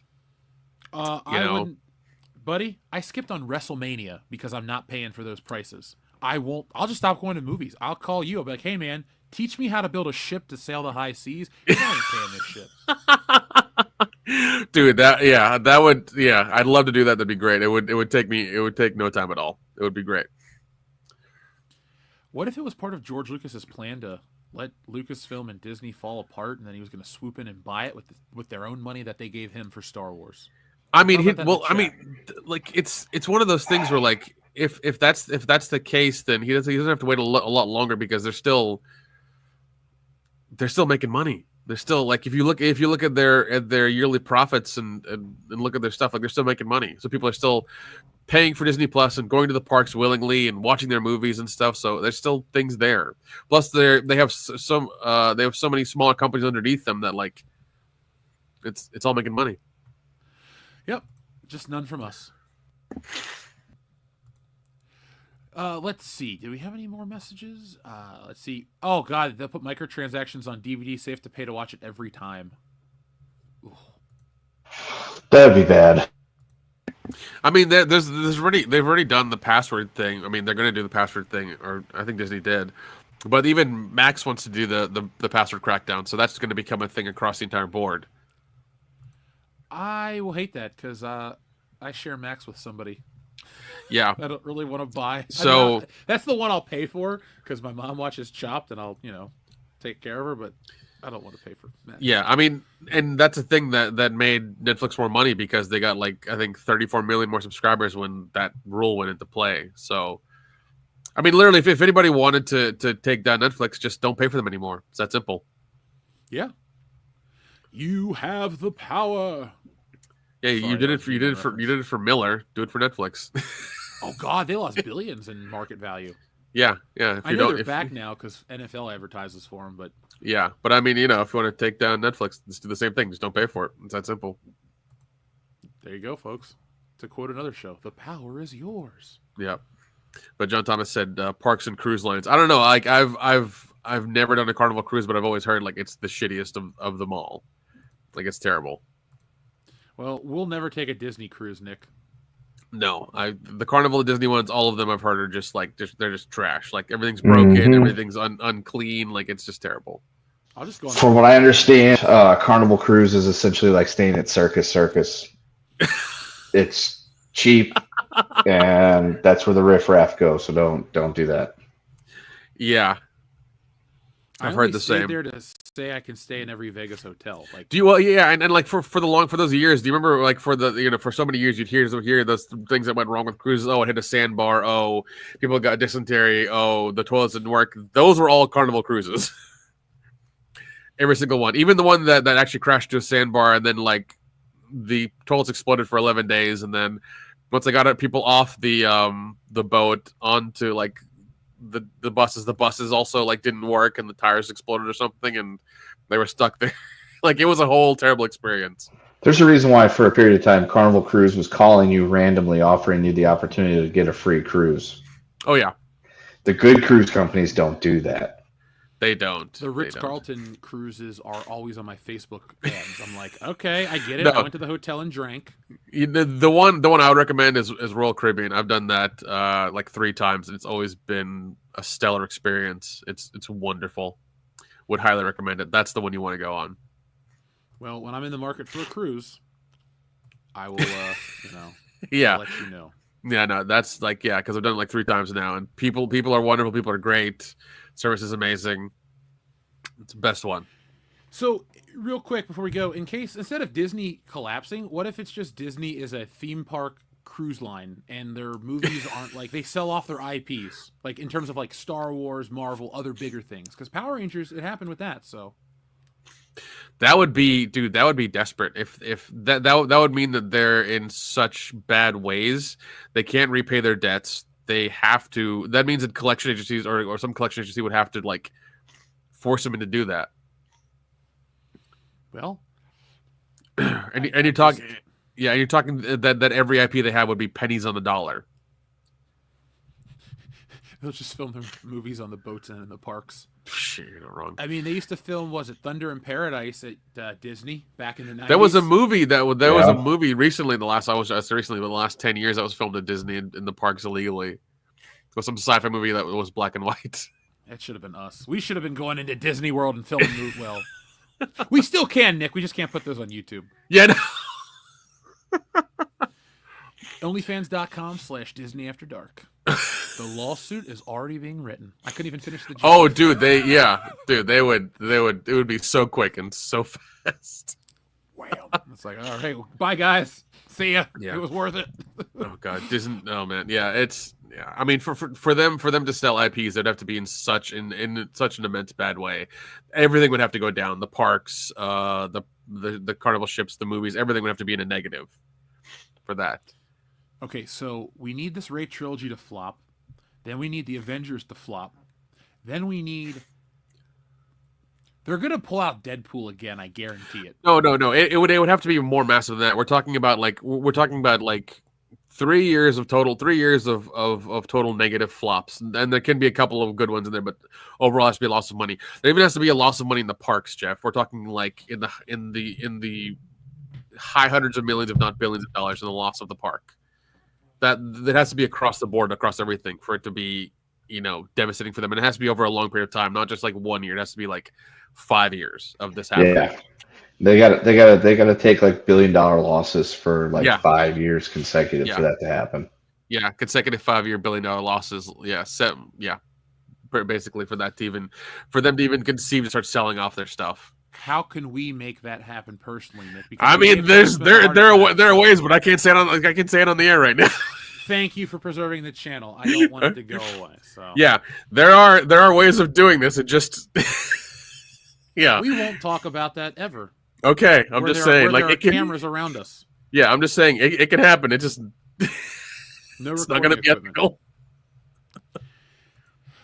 One final thing, Dave Coulier has was it stage 3 terminal cancer? So that was kind of a sad way to start. I didn't think it was terminal. I thought it was just stage 3 non-Hodgkin's lymphoma. Oh, okay. Is he gonna make it? You ought to know. All right, folks. Well, we're not going to end tonight's show with an Alanis Morissette song. If you're listening to the well, no, there was version of this. Well, okay. Speaking of celebrities that we also lost Tony Todd this last. It's true. The Candyman is down. We pranked him. God, we did. Jesus, we did. Candyman. God, we did prank the Candyman. Oh my God, that was fun when it happened. But no, 69 years, so we lost him. He made it to the prime age. Yeah, and like I told you guys in the chat, I'd seen him over the last few years. Even we've seen him in the last few years at these horror conventions. He didn't look too well. He really didn't. No, and most of the people that are like the bigger names just don't look like they want to be there. Even like Robert Englund's like, I love my fans, but like you look at him and you're like, yeah, you're counting down till it's time to clock out, buddy. Dude, it's the older ones, they're on their way out. Unfortunately, I hate to say it, but that's kind of the thing now. That's just how it works. No, it really does. It really does. Because even like when I went to Scarefest, Kane Hodder still had a line around his table, but like even he was like, I don't want to be here. But that's how he makes his bread and butter. So, that's how it is, man. That's how it is. Yep, not going to knock their hustle. No, not at all. Not at all. I know that actually Robert Englund thinks going to be at Mad Monster in North Carolina in like February, I think. Yeah. And I'm sure it's difficult for them, as old as they are, to travel to like the middle of nowhere to do a convention for 3 days. Well, I mean, we can talk shit, but like Cincinnati is not the middle of nowhere. No. But I'm sorry. Very easy. No. I'm not talking about Cincinnati, but like you even have like the what is it? Well, I'm talking about like North Carolina for Mad Monster. Like you're in like even though you're in Charlotte, it's still like still Charlotte. Yeah, Ric Flair knows. Or if you're doing a new convention like the middle of Tennessee, I know there's like Terror Fest or something that's happening in Kingsport, Tennessee, in literally the middle of nowhere. Apparently, Eli Roth's going to be there next year. All right, Eli Roth. Yeah, we can tell him how much he sucks. Maybe I don't think he sucks that well. He did Borderlands. He deserves it. Yeah, you can shit on him for that one. He deserves that. Maybe he'll keep staring at me again like he did at the New Beverly. Remember that was so weird. I was like, what? Folks, just for context, we went and saw a double feature, and Eli Roth was there to present his movie, and he kept looking at me like he knew me. Like seriously. Yeah, it was so strange. I mean, we were in the front as well. We were like, what is it, like on the side and like the third or fourth row back. But still, it was he kept staring at you, and I was just like, does he know you or does he want to bang you? Like, what's happening? I hope the latter is not true. But folks, I don't know Eli Roth personally. He must think I look like everybody else. Somebody out there looks just like me. There was a guy here that, are you so and so's brother? No, I'm not. Oh, you look just like him. You probably look like some security guy that he hired at some event that everybody knows or whatever. I'd love if you were to come up to me and be like, I hired you for this and you did a bad job. I'd look at him and say, who the fuck are you? Like, literally, I'm like, I know who you are. I'm here to see your movie. I don't know who the fuck you are personally. Don't you dare talk to me like that, you jabroni. Oh, my God. And, like, he wasn't even there after. He wasn't even there afterwards. Once he did his little maybe the guy I look like he owes him money, and he was afraid I was going to kick his ass. Like, I was there for him. He thought, like, oh, no, he found me. I don't know how, but they found me. Run for it, Marty. That could be it, too, because, I mean, you even though, and those chairs are, like, old school, like, very narrow chairs. Like, they're very uncomfortable. So, I mean, that could be it, because, I mean, you did kind of stand out. That could have been his thought, is like, this guy, you know, somebody's come after me, and he's sent this guy to come give me money. I mean, Eli, if you were cool, we could have become friends, and I could have helped you out. Like, I wouldn't take a bullet for you, or even a punch, but I'd tell you when someone's attacking you. That way there you can go. prepare. There like, you go. Guy's That's coming. the nice thing to do. Yeah, there's that, but yeah, it's because I saw this convention like in fucking Kingsport, Tennessee, and they got Eli Roth. I'm like, that's great. I don't know why Eli's doing conventions. Because Borderlands. Oh my god. Borderlands is why Eli Roth is doing conventions in the middle of bumfuck Tennessee. Yeah, Thank you, it's Sony. Yeah, it's literally Kingsport, Tennessee, and I'd look it up because even I didn't know where it was. I was like, where is this in relation to me? It's like, oh god, where it's there.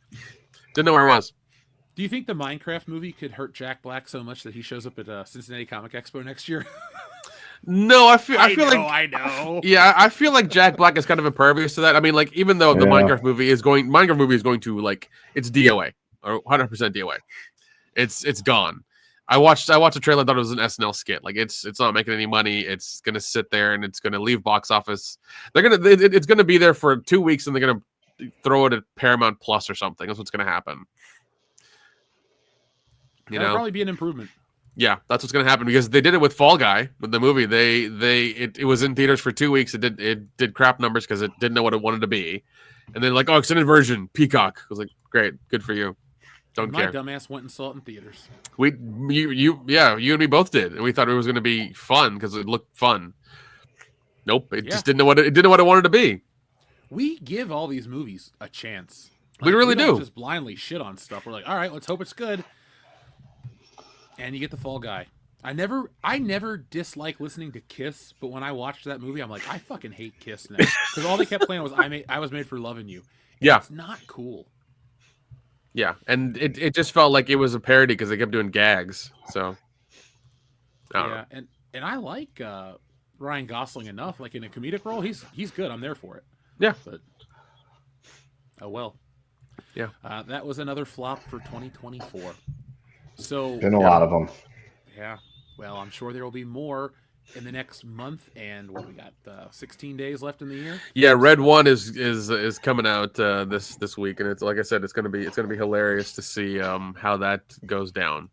I'll make you a Dukes Brothers bet. It's such a flop that it really changes The Rock's perception in Hollywood. I don't think so. I think he's going to. I think he's going to need a couple more, or he's going to have to be denied a couple of jobs.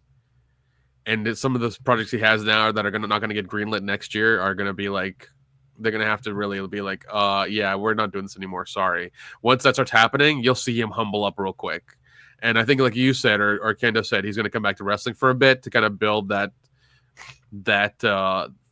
his clout back up and be like, oh, I'm a people person. Oh, I'm cool. Don't worry. This, that, and the other. And then he might do a couple movies here and there, or he might revitalize the WWE studios or something and do things there. Who knows? I don't want to see any of those. All sounds like a bad idea. Yeah, because I feel like his luck is out. It's run out. That's it. It's ran its course. He's done. So. Yeah. Well, Rock, good luck. He's going to get very humbled in 2025. I think he's going to take a pinfall at WrestleMania. Really? Look, when it comes to wrestling, he lost more than he won. Like, he put over everybody, even guys like the Hurricane or Jeff Hardy when he didn't really need to. So when it comes to wrestling, The Rock's never been that guy. I don't know about the acting stuff, but all he'll do if he comes back to wrestling is he'll put over younger guys. They won't look stupid. He'll cut promos, and all these people will get pissy. Oh, The Rock cut a promo and said about this. It's called wrestling. That's what it's supposed to do. Get you wanting to watch the show. Yeah. So. Yeah, I feel like 2025 is really going to humble him. He'll probably see a few less projects come to fruition. He'll be in a few less things. Netflix won't call anymore. So, yeah. When Netflix stops calling, you fucked up. Oh yeah, because they throw like $20 billion a year at all kinds of all kinds of crap. So Yeah, well, they paid Mark Millar a big sum of money for his comic book line, and they've never done anything with it. So yeah, see, well, and that's the thing is like that's one thing studios do is like they'll buy franchises of books and things like that and keep it in their library, keep it with them forever because they own it, and I think the copyright is like 7 years or whatever, and then they have to do something. But that's usually how it works for that stuff. They just want to keep it on their shelf so they have it. They're greedy like that. Usually they won't make it or greenlight it. It's terrible. well, that's the Netflix way, Nick. God, I can't. I can't do it. Netflix, they're terrible. Hello to our friend over on Rumble, folks. You can follow us on Rumble for more WCBS, but we're here as well. We have an FMK from our friend Xavier to God. Reigns of Terror, Triple H, Roman, and Brock. Kendo? I'm trying to remember Brock. Oh, you got one? Okay. I'm trying to remember Brock's Reign of Terror. I'll kill that one. Recent. Yeah, I'll kill Brock's Reign of Terror. I'll fuck Roman's Reign of Terror, and I'll marry Triple H's Reign of Terror. Same, because the Triple H Reign of Terror wasn't as long as people think it was, because it was a long period of time where he was champion multiple times, but it's like, all right, he was handed the belt in September of 2002. He lost it at Survivor Series. He won the belt back in December. He held on to it for a couple of months and lost it again. And then like 2 WrestleManias later, the dude didn't win the title for quite a while. So his big days were behind him. Like when Batista beat Triple H kind of became a different wrestler. And it's right, because, So, anything you want to add, Nick? Are you good? I'm good. All right. So, folks, thank you for joining us for episode 423 of World Class Bullshitters, the epitome of pop culture. I've been your host, Jeff Hicks. We've been joined by the Bombay Bad Boy and Coach Kendo. So, folks, you guys can follow us all over social media. I'll probably be live tweeting during the Mike Tyson fight tomorrow, just because it was supposed to be Lakeside Lockdown. Then the fight got delayed, and it's too late. It was too late to do anything at such a short notice. So we'll be checking out that. Hold on, John Thomas. Thank you very much for your very generous super chat. Thanks for everything tonight, John. Caveat: I have not watched the vid. A channel, Woke Informant, and a few others never heard of the claim Ryan Reynolds is buying Marvel. Not even Mike Zero says that. Hold on a second. That is a rumor that Ryan Reynolds is going to buy Marvel? He doesn't have that much money. Hold on. Mint Mobile might. Well, yeah, Mint Mobile's been bought for $1.5 billion. That's true. Oh, okay. Yeah, but here's the thing: Marvel once again has to have. It's already had, I think, what is it, a couple of years of flops. It's going to need probably 2 or 3 more before they even consider selling it. Even then, if they're going to consider selling it, it's going to be parts of it before it's the whole thing. They're not going to. Yeah, they're not going to just sell. They're not just going to sell it like that as one piece. They're going to have to, because it's in their parks. It's on Disney Plus. It's everywhere in all of their stuff. They're not just going to just sell it like that, because that's going to be a problem. That's going to be a major problem. And even then, what is it going to sell for the entire thing of Mint Mobile? $1.5 billion? Come on, they don't want. Cost $4 billion from Disney, or Disney paid $4 billion a couple years ago. So like, yeah, it hasn't lost that much value. No, there's no way it has. There's no way it has. I doubt it. Even the special action figures that come out that people like scalp, from Target all the time, that still makes them money. And the question I have is, what could anybody do differently if they buy it? Like, you got to remember, they're not. Let's say Jeff won the world lottery. I'm a trillionaire. Okay.